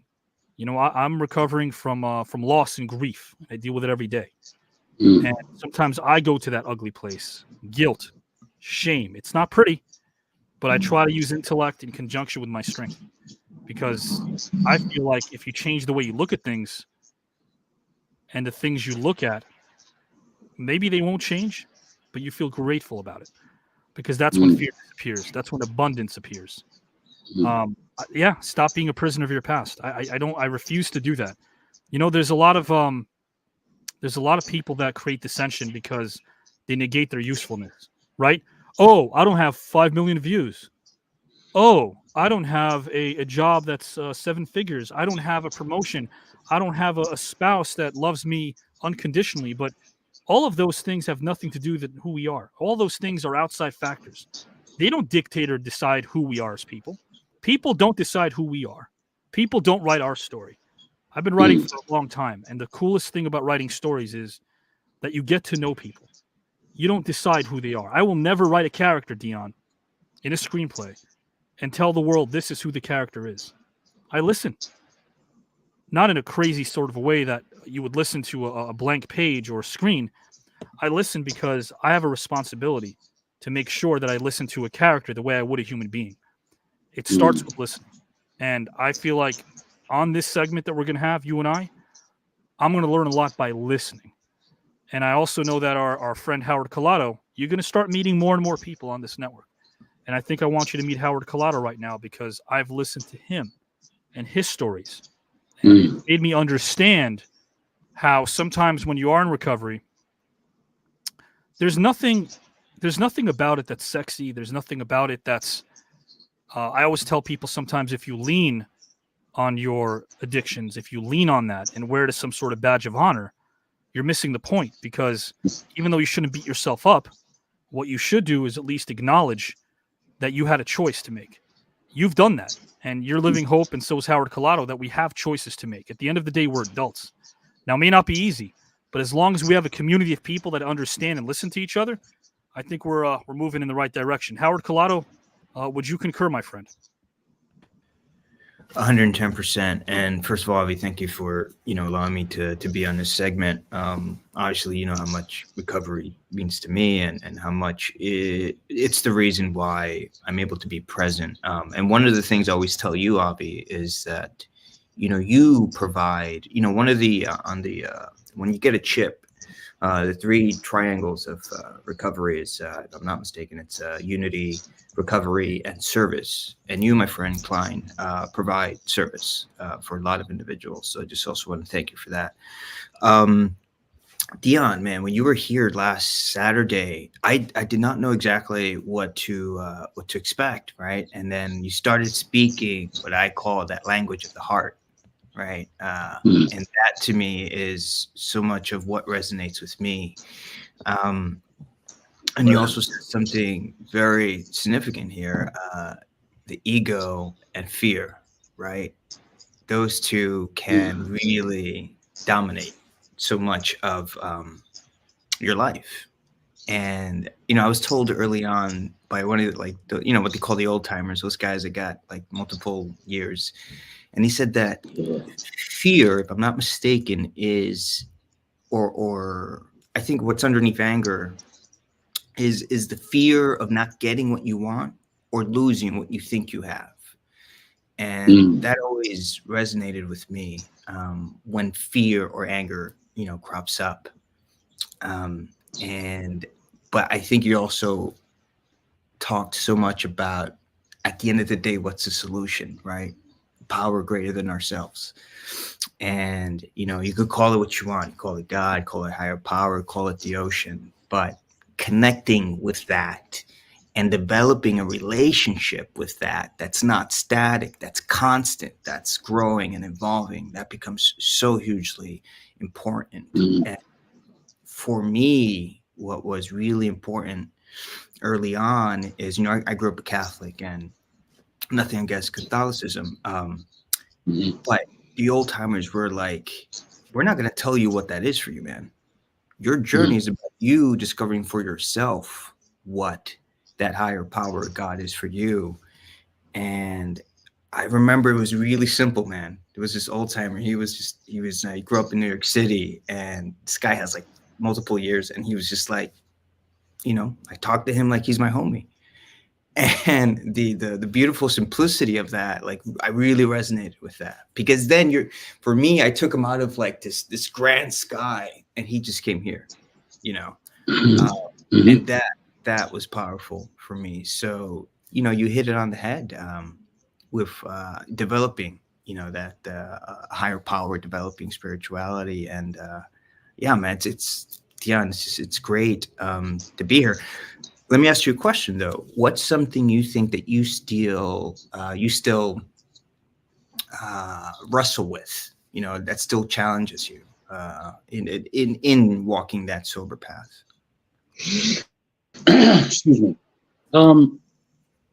Every now and again, I forget that I'm a child of, not that I forget that I'm a child of God, but the ego steps in, the persona steps in.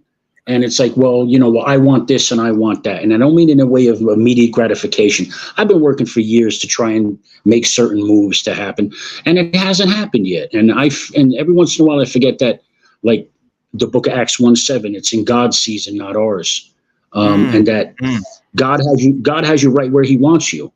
Yeah. And, a biggest thing is I need to just remember to calm down, relax. It's okay. That everything is simple. Regrets, like I was going to say to Avi before, regrets. We made the best decision. We made the best decisions based on the information we had at the time. Sure. So yeah, I could tell you, hey, listen, Howard, man, if you would have did a handoff at the 3-yard line instead of flipping it over the top at the end, you wouldn't have got intercepted, and you would have won the game. That's great to tell me on Monday afternoon. That's more news for Sunday. But when we're not making any decisions. We're just running on, obsession, compulsive fixation. It's when you're freed from that to staying free. It's like you're only going to be as sober and happy as you let yourself be, and you're only going to feel as troubled as you make yourself. Like I don't know if I mentioned it. I heard so many good things, but little sound bites, because I have a few pounds of brain damage, so I like little sound bites that I could hold on to. You need nothing to be happy. You need something to be sad. You need something to focus on to bring you down. When you let that go, then you tapping into Zen. And it took me years to find out what Zen is. Zen is your returning to your natural state of peace. We're naturally peaceful. You leave somebody alone and let them do their thing. Hey, man, they're fine. It's when you start adding things in and you start expecting things, or you're looking back and you have these regrets. Hey, take it easy. The past is your history. That's not your life. Now on is your life. If you want to make a great tomorrow, it's what you do today. All you need to do is do one day the best you can. What go to bed. What greater place, guys and gals and pals who are watching and commenting, to practice what you espouse?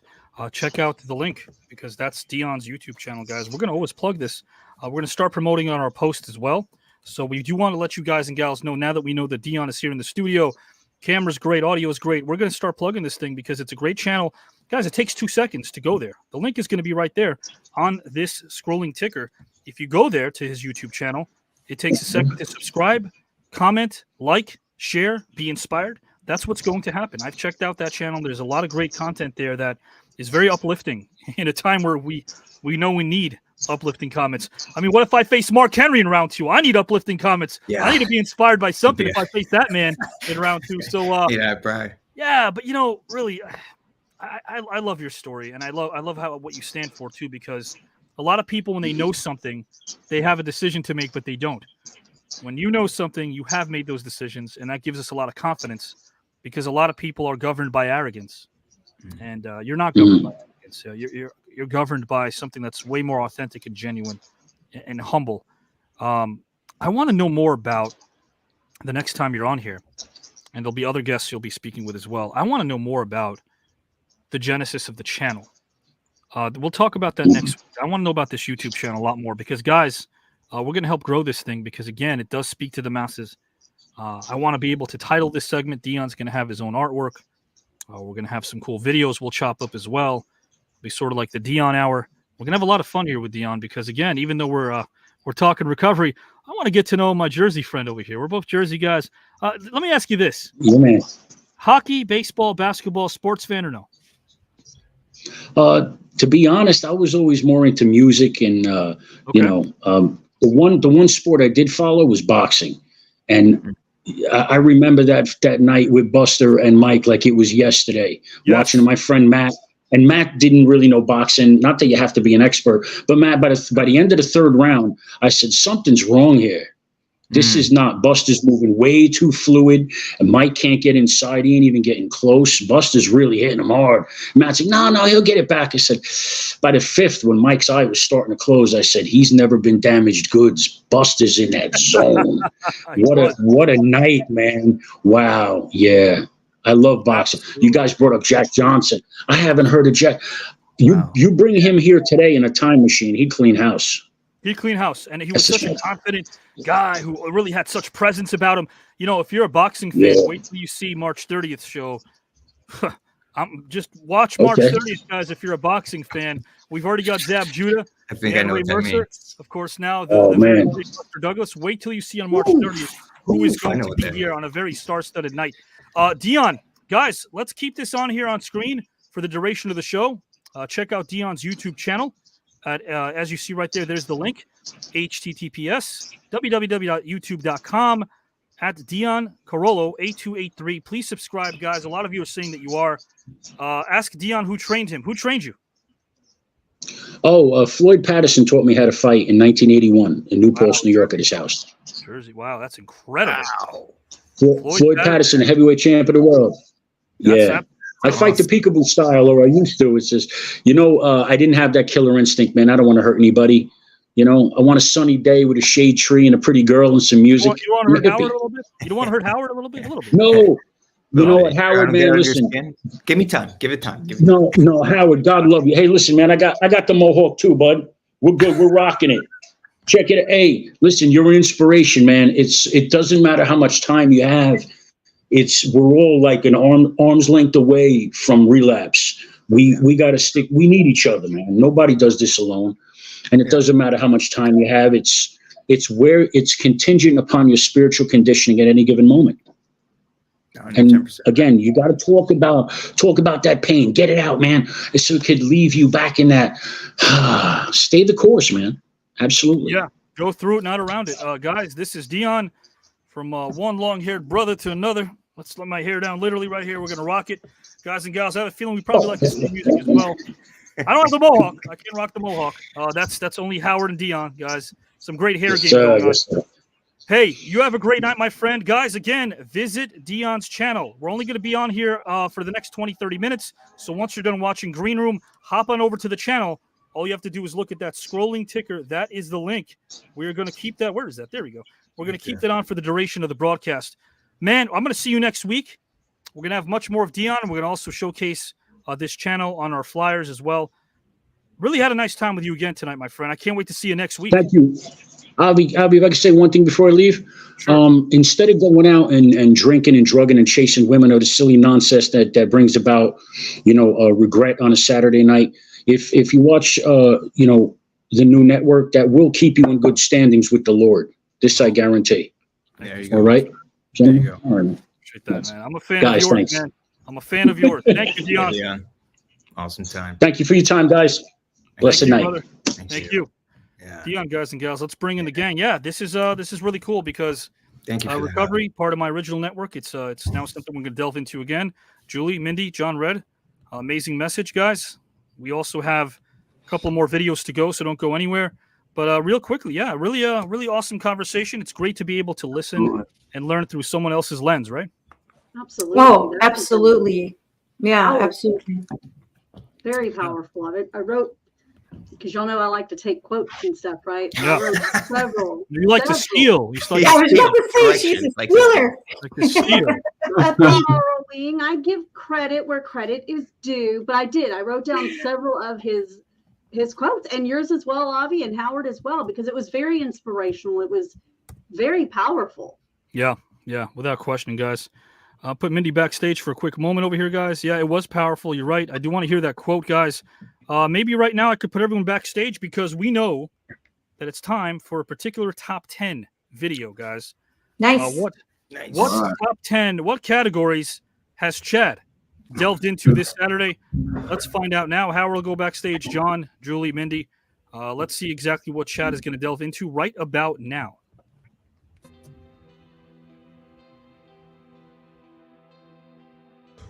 Hey, everybody. Welcome back to another awesome Saturday night in the Green Room and TKN. Well, got a great one for you tonight. Top 10 tonight is who I think is the top 10 power ranking as to date in round number 1. So let's kick it off and start off right away with my number 10 that I think should be on the top 10 is Mr. Jim Brunzell. Jim Brunzell, this man, he jumped into the tournament very, very last minute. Had no time for preparation. He was down the first, the second topic, third topic. He came back and he whooped some butt. And he showed why he is a true winner and why he is a force and should be in the top 10 of the power ranking. And number 9 for tonight's power ranking goes to Raven. Although he sat back while being introduced, very calm and collective. If you really paid attention, you could see a fire and burning desire in this man's eyes. And you could so see that in his debate, especially when him and Ryan went head at it. And man, let me tell you, Raven certainly tore Ryan a new one. And let me tell anybody out there, if you happen to go against Raven, this man is very smart and he is very good at rebuttals. Don't think this man is afraid to use a rebuttal. He will come at you from any direction, and I promise you, if he has you in his sights, you're in for a world of pain. That's why he's my number 9. And my number 8 goes to one Mr. Stephen Tobolowsky. If you didn't watch the match between him and Todd and see how awesome that Mr. Tobolowsky is at topic matchups, this man is very intelligent, highly knowledgeable, and he definitely gave Todd a run for the money, as this one was as close could be. And please don't forget, Stephen also battled in this matchup while battling walking pneumonia. How many people can go out there and say that they fought not even at their 100% and prove why he belongs to be in the tournament and why he is number 8 on tonight's power ranking? Number 7 goes to one Jacques Rougeau.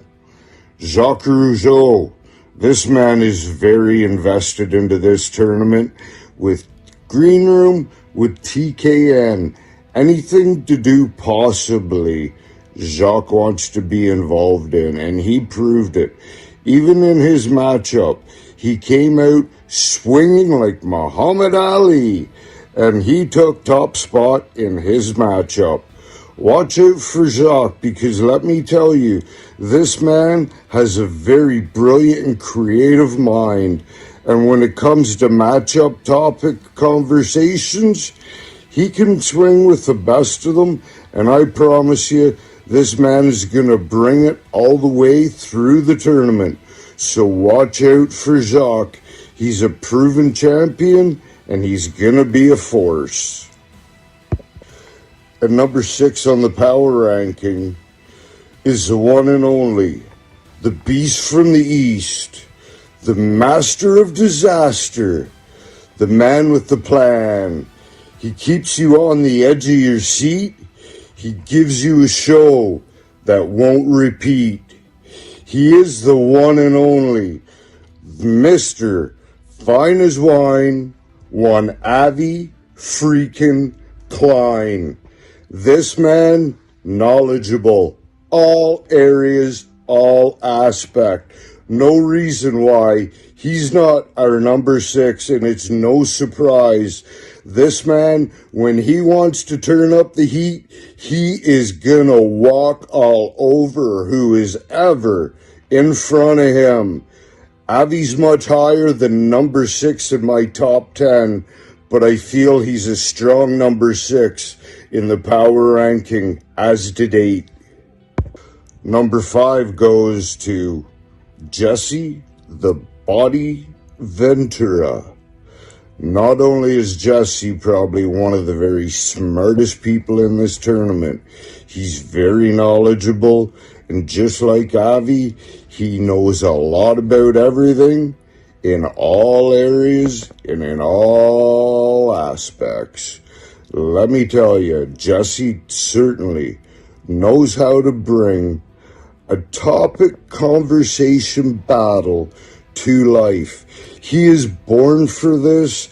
This has been in his blood since Jesse's probably been yay high to a grasshopper.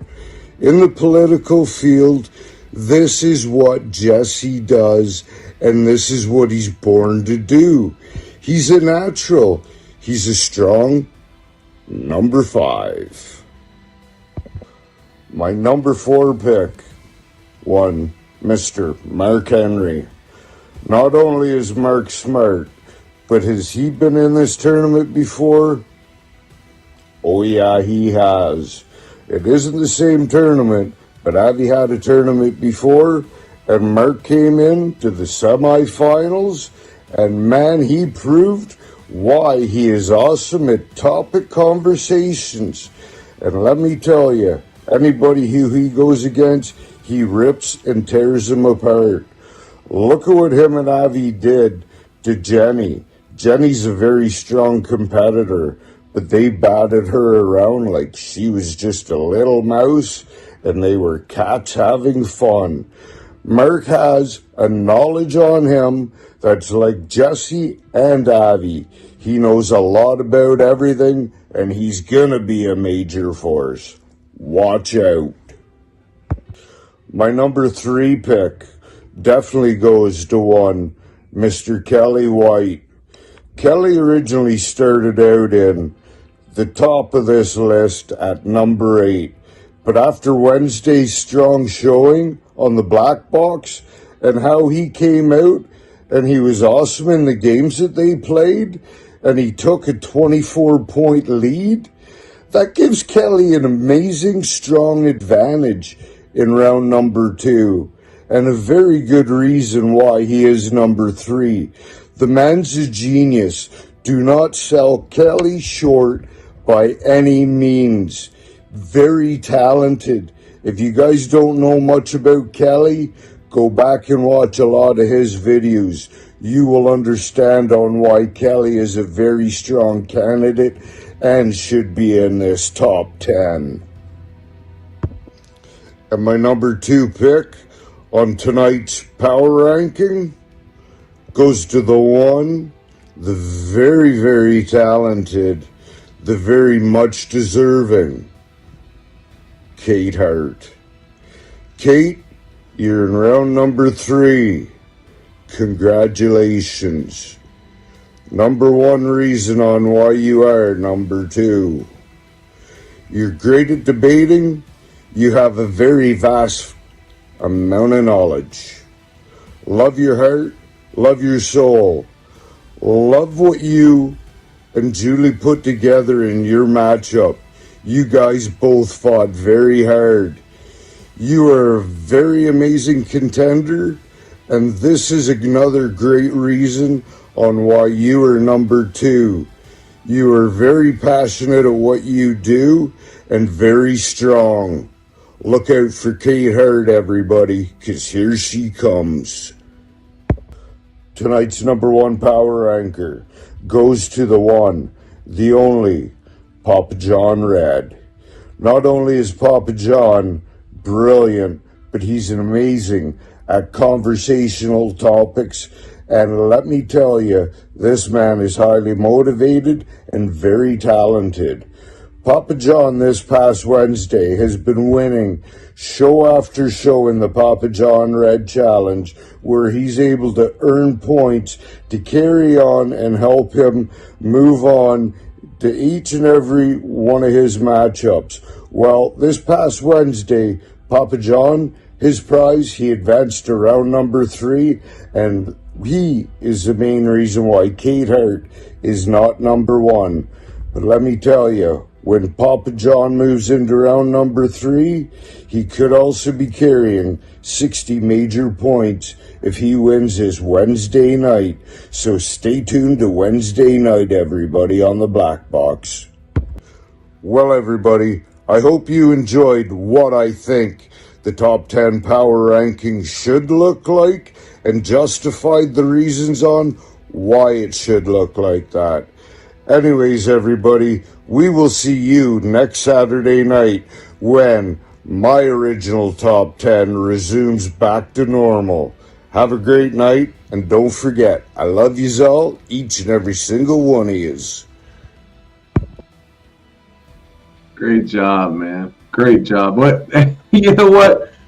To listen to that whole top 10 and break it down and be like, I can't believe how does he have this person, how does he have that person there? But look, man, to be number 1, that's amazing, Yeah. bro. Of course you're number 1. I mean, yeah, you're in round 3. Of course you're going to be number 1. But that top 10, that power ranking, those names, that is huge, huge, huge.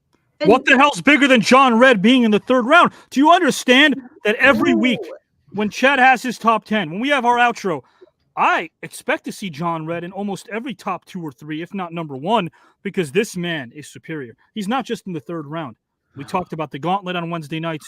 We talked about how about all the votes he had in round number 1. Howard knows that. How about the fact that he earned those votes? One of the top 3 vote getters in all the tournament. That's John Red. In the third round, that's John Red. Also, how about the fact that he gets to choose his topics, 2 of them at least. He won that in the black box. The guy's a winner. The guy's a winner. So, guys, again, while we have to go at it, tooth and nail, this man will never fail. I think John Red can go all the way to the finals. Mindy, you're nodding your head in agreement. Why? I thought that you feel as if John Red is being overrated. I can't read you right now. I can't read you. I forgot. I did forget about the 2 topics. I actually did forget about that. And so I'm pumped. I'm excited for you, Papa Red. Guys, we're seeing a comet. We're seeing a comet.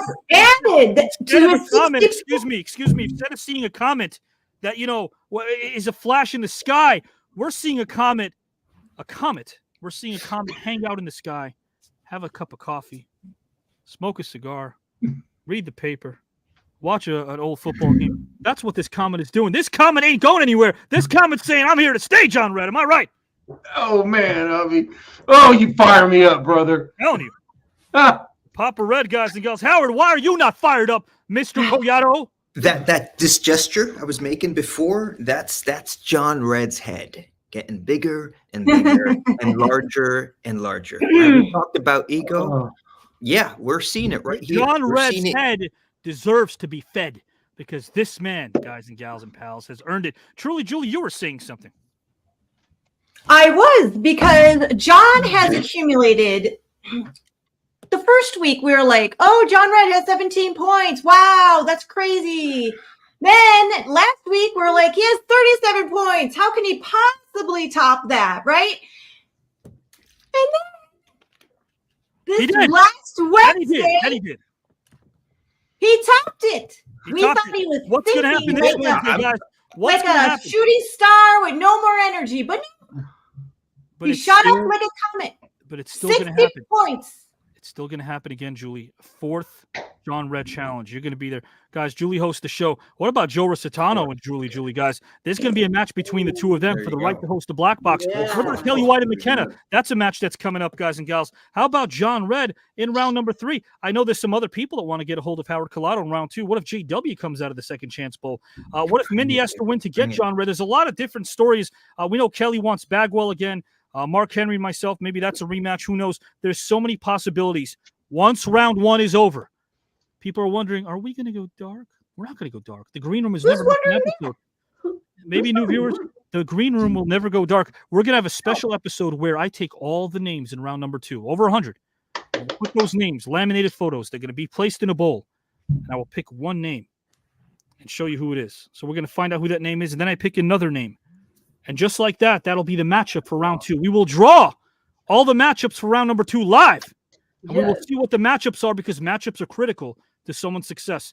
That'll be a live drawing. So in case you're wondering how we're going to find out who faces who in round 2, that's how it'll be a special broadcast. A lot of special broadcasts, guys and gals and pals. The Green Room, absolutely, guys. That's what this is.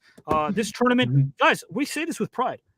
There is nothing like this out there, not just because of the sheer size, but it's what we're doing every week.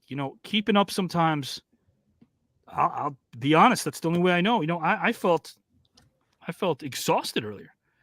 And then I realized why we do this. We do this because we want to affect you positively. We want you to have a voice. We want you to hang out with us on a Saturday night. We want you to tell people about it because it's free, but it's also very, very humane. What we do is very humane. If there was no humanity, I wouldn't be doing this. When you hear the luminaries, it's not rehearsed. They're saying how they feel. And, there's a lot of people out there in social media land that can't do. And if they try to do, they wouldn't know where to start because they don't have the drive and the work ethic. So what they do is they think they do the next best thing by picking up a stone. And they think throwing that stone will get them somewhere, but it won't. It won't. And the reason why it won't is because even a silver bullet can't stop this. You can't stop it. Not at all, baby. You know why, guys and gals? Because you can't hurt the soul. You can't hurt it. If you can't see it, you can't hurt it. We have soul. We have heart. We have the things that can never, ever be damaged because we're together. We don't do this because we're hired to do it. We're doing it because we become family. And that's what this thing is. And yeah, if you are going to talk about quantity, you find me a tournament that's got as many as 105, 106 Hall of Famers, along with Oscar, Grammy, Tony, Emmy, Golden Globe, AMA, WGA Olympians, all competing for the pride of the prize and the green roomers. You're not going to find anything like that out there. That's what we offer you over here. It's live. Just booking this thing in real time is insane because, you know, when we started the tournament over a year ago, I think people just assumed, well, we're going to see some of the celebrities we're accustomed to, but then boom, 2, 3 come out at a time. People you've never seen before. It's happening every Saturday night. A collection, a bevy of talent. Buster Douglas was so excited that he texted me. He said, I'm ready for round 2. I don't think I was quite ready, but now I am. He's a fighter. He's a competitor. Oh, I mean, that's this thing, guy. This guy knocked yeah. out Iron Mike Tyson in his prime. Can you understand that? What a big deal that is. He's a boxing Hall of Famer. He's in the Hall of Fame. We have all of these great stories. John Anderson, to me, if anyone's listening out there and they have their power rankings, I got John Anderson in my top 5. I mean, we're talking more about one of the best speakers in this tournament. We're talking about an anchor. We're talking about a guy who goes live every night for 25 years. Jeez. And he's just getting warmed up. John Anderson can be a real force in this thing. John, how many times have you watched John Anderson when you want to just hang back and watch SportsCenter? Huh? I was telling them that, you know, he's one of my favorite because he not only gives you the information, but he also makes it fun to listen to. And he's so well versed and he's so knowledgeable. You know, he's one of my absolute favorites to watch. You know, I mean, you know, sometimes you'll put it on ESPN and you really don't. You're not digging who's on that night. But man, when John Anderson's on, I watch every time he's on. Man, I just love it. Totally agree. And Mary, I like your comment. Sharon as well. Alexander, guys, again, you know, when you're thinking about some of the people that we've had on our Who's Next videos, some have popped up. So you never know if this following video will perhaps foreshadow something. Perhaps it'll be a sneak peek as to a competitive we'll see. Maybe not. Maybe so. I'm not going to tell you. But we do know, guys and gals, what's next. Because we're all curious to find out who's next. Bam.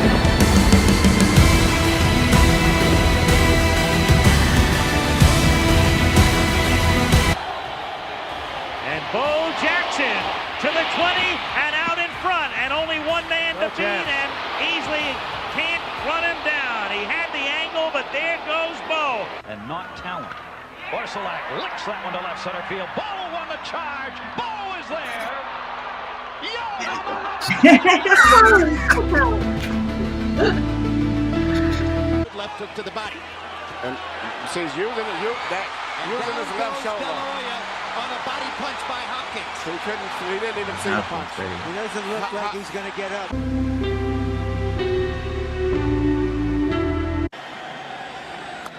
Had him reach it. Maddox starts it. 1-6.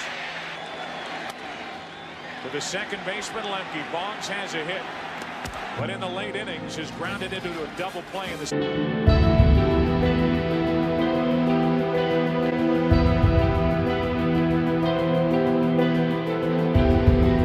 He created an experimental unit inside Oz. A new approach to the prison problem. Some people call it Emerald City. To me, it's a concentration camp.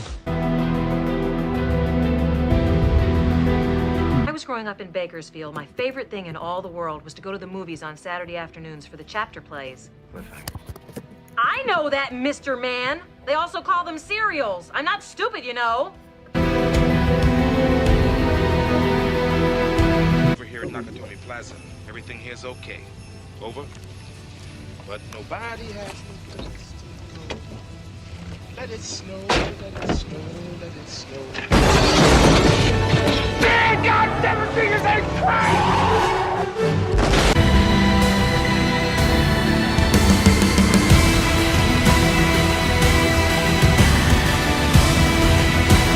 What happened? Bruce Pritchard called me. I'm on my way to the next town.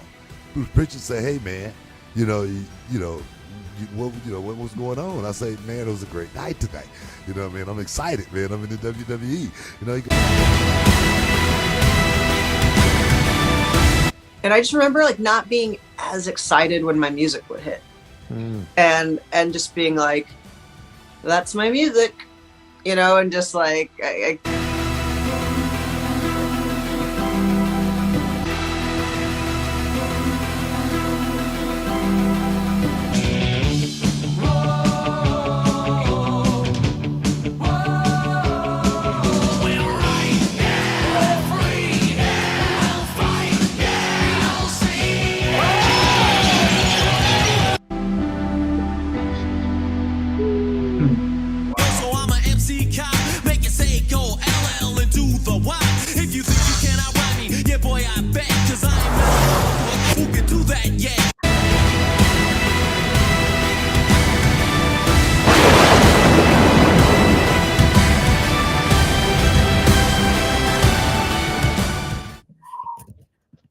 Oh my gosh. Any one of those would be amazing. LL Cool J, come on. I was just going to put in the chat. I want to see D. Snyder and LL Cool J. Go yes. We make that Guys happen. and gals and pals, listen, at the end of the day, one of them might show up and we'll have something to write about, like Kelly White does, guys. Kelly White, guys. Oh, awesome. Kelly White is handling our blog, which is a bit of a hidden gem, but it won't be a gem anymore because we're going to find out where this blog will be debuting. Guys, this is Kelly White in action with his blog. We'll talk over it over here. Guys, see, this is Kelly White over here thinking about what he's going to write, how he's going to write it. He's at home. Of course, he's going to be relaxed. And he's a great writer. Guys, Kelly White, I agree exactly with what Chad brought up in his top 10. Kelly White has a lot to offer, very intelligent human being. I've always stated he's one of those people I don't want to face. Kelly White, guys, hard at work here with his blog. Absolutely a big part of this network. We have Dungeons & Dragons, a D&D show. If you want a workshop for free, Kelly White, workshop, Kelly. Let them know. Workshop, guys, for free. Kelly will be teaching a D&D workshop. Message me more about that if you'd like. I teach my workshops for free. Kelly's going to teach his workshop as well, D&D style. There'll also be a D&D. God, there's so many different celebrities that we have here, 5 to 6 that are interested in being part of the D&D show. Oh, wow. My fault the last few weeks just because of time, but they're willing, they're able, and we're going to find out what that show is going to be all about when it debuts, and of course, in detail. So Kelly's doing a lot, guys. He is doing a ton. You want to be in his workshop, come on down. Message me to be part of Kelly White's workshop, guys. Again, a great writer, great human being, great friend, served our country as well. This is a good human being, but also a very dangerous human being to face in this tournament. He walked into the black box, played the first John Red Challenge, and walked out with 24 points for crying out loud. So that's Kelly White, guys. And this is his blog. I can't wait for you all to read it and let you know where you can watch it. I used to play D&D, miss it so much. Well, let me know if you want to play it again or take the workshop for free. Yeah, we'll be happy to see you. Guys, Kelly White, awesome human being, good friend. And again, one of the all-time favorites, I think, to win this thing, a guy who nobody wants to face. I think we all concur when it comes to Avi, the thing about Kelly White, I've made it to round 3, but he actually had more points than me.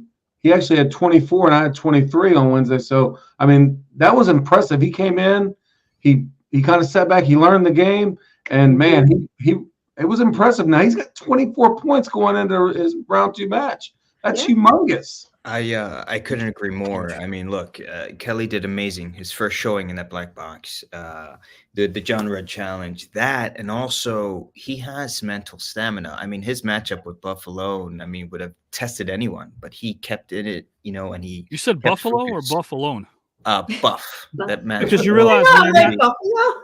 well, I want to correct that because when you're matched up with Buffalo, it's not really a match. You understand that? I refrained from giving just having some Buffalo Bills jokes directed to John Anderson. He would have understood. We would have had fun with that, but I didn't want to upset Truly Julie. She was one of the judges tonight. Give it up to her as well. Yeah, Kelly White, guys, in details. Remember, Truly Julie, Changing Minds, Cooking with Purpose, The Howard Show, Pete's Perspective, Paper Knife, The Voiceover. Gosh, in details, all these great shows, plus our celebrity talk shows. We started with Stephen Tobolowsky, Standout Stories. 70-plus talk shows will be debuting probably towards the end of this first round, but definitely after round 1 is over. We're going to take about a month to air talk shows live in front of you so you guys can enjoy them. Special shows on Saturdays. It's going to take me a month to get round 2 ready and book all that, so that'll be interesting. But yes, a lot of great content coming your way. The YouTube channel that we have, guys, the new network.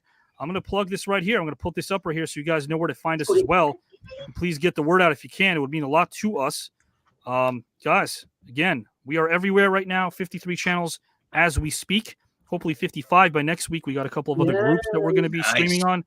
So, guys, that's where we are. Remember, the new network, please subscribe. All you have to do is comment on a couple of videos per day. Like them. Share them. Get the word out there because we want YouTube to know that what we offer you for free is like nothing else. Let YouTube know. The way you can let them know is by commenting for free, subscribing, getting the word out. It means a lot to us. So if you still want these amazing free shows, hit up YouTube, as Chad says. Exactly. Thank you, Julie Hall. A plethora, yes. A bevy, a smorgasbord, if you will. Guys and gals and pals. With that, I want John Red, Mindy Red, Howard Colado, Truly Julie, stay on screen. And I say this from the heart, a shoot, if you will. Take in this outro. Let yourself be inspired. There are very, very few moments in life that you can enjoy being inspired. You're in this tournament. Some are favorites, some are underdogs, but you're all in. And we know that as the rounds go further, we can't say that about everybody. So enjoy what you're watching now. Know that you're a part of it. And remember, a fan, a viewer, decided who his or her top 10 are in this video. Do you agree? Do you not agree? Let us know. And at the end of the video, you'll find out who might be on next Saturday. Their accolades, their accomplishments. We won't give it away, of course. 3 mystery people scheduled for next Saturday night. Going to be an interesting night for sure. For Stephen Tobolowsky, Tony Award nominee. For Mark Henry, 2-time U.S. Olympian. For Buster Douglas, former heavyweight champion and Hall of Famer. For John Anderson, award-winning ESPN anchor and analyst. For John Red, who's one of 2 people only in round number 3. For Mindy Red, who changes minds on her show and made me a better driver. For Howard Colado, who talked recovery tonight. For Truly Julie, who inspires us, being the human being she is, the mother that she is, and the incredibly gifted comedian that she is, even though she doesn't know it. Made us all laugh tonight. And, of course, for Dion, will be with us every Saturday night, who talks some great recovery as well. And to all of you watching, everyone in the comment section, you matter. So enjoy this outro. Don't go until it's off screen. And maybe, just maybe, one of us and one of you will be able to predict who will win this entire thing. Because at the end of the day, it is about the pride. And it is about the prize. You know what? I was going to say this a little bit earlier as well.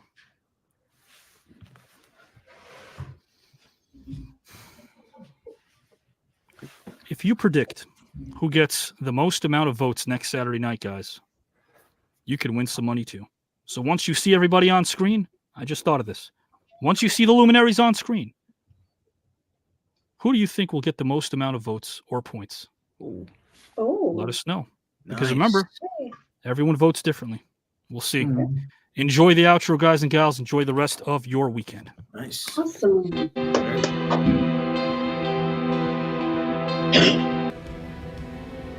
Obsession's going to be talent every time. You got all the talent in the world, but are you obsessed? Is it all you ever think about?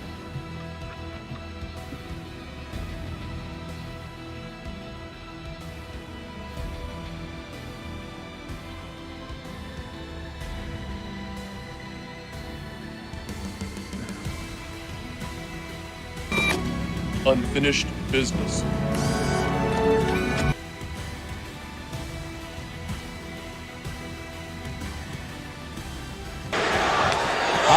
Hard left hand by Judah.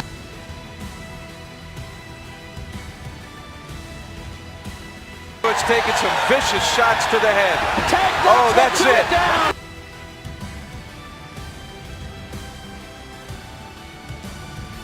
Somebody's gonna pay for the way that you walked on me.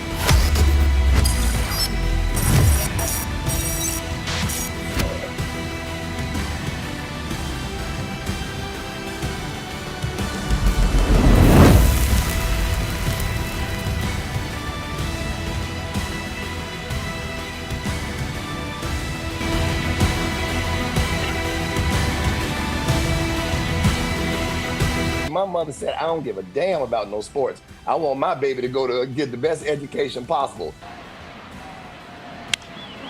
Well hit to right. It is gone. A home run for David Justice.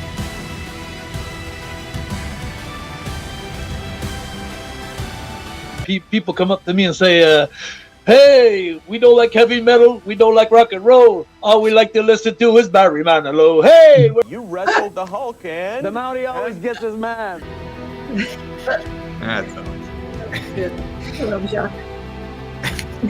What they started to do was they were recruiting from the poorest and most disadvantaged neighborhoods in the Miami area. My all in all, that's how I gotta live. It's my prerogative. And then my favorite thing is back when we had the COVID, we could put our mask on, and we could put Skittles in our mask, and we could eat while we were working. It was awesome.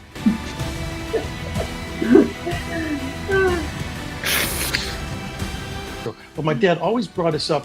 There was one thing about him. He was very, maybe because he started as an insurance man and was disabled most of his life, but he sold mostly in African-American neighborhoods. Who do you think Gideon played before he met you?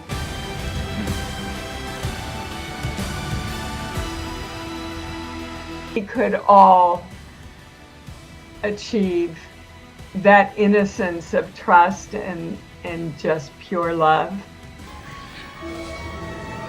I'll just get my coat.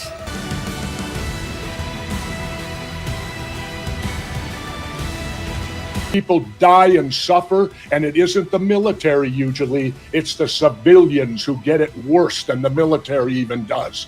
You're bleeding, man. I ain't got time to bleed.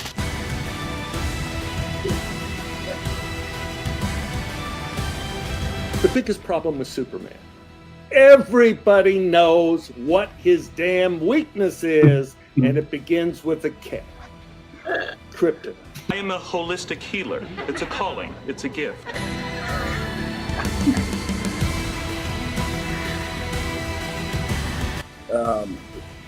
We all embody all of this. We are not the enemy. We are not the politicians that made the decisions. On the bar, makes it look easy. Sacrifice something that really isn't a sacrifice. It's called a social life. You know, this is my life right now because for the first time, we're given the freedom to talk and not necessarily have to work our way up to CNN. You realize and you grow from it, and you can evolve and hopefully change. A skydive with St. Francis to see who might join us on a skydive. So, you know, this is like apples and oranges. All these guys are freaking great. I mean, they're great. You dirty dog. Stand up to bullies, and that's what will happen. You have to stand up to bullies. It's a tremendous shot. The geese never lost consciousness, and he was talking and sitting up a short time. New path. They were forming a new path in broadcasting, specifically news. I'm coming back in a minute. You know what I'm coming back with? No. And at the very end, you realize that Norman Bates hasn't killed anybody. He's been the victim. So those doors were open then, and you don't have that now. Throwing Donnie's ashes and they blow back in his face. I mean, on and on and on. You know what I mean? Got the gold. We got the gold. They gotta come to us. The writing was amazing. The story, and it was like a game too, because you're trying to figure out who the murderer is. I'll even give you a shot at the heavyweight championship of the world. I'm going to bring with me a Mr. Howard Hughes. Not a bad wingman. I walked out a winner. You walked out a loser. It will be about myself and how I got to being this 7-time world champion, 3-time Olympic medalist. It's a unique story. I think it should be shared.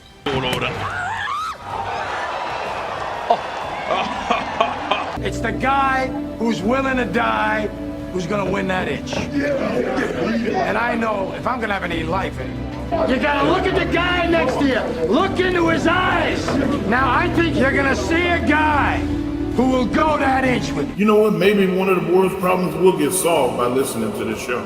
I'm gonna win this whole thing. Watch. I know you are, Tom. I know you are.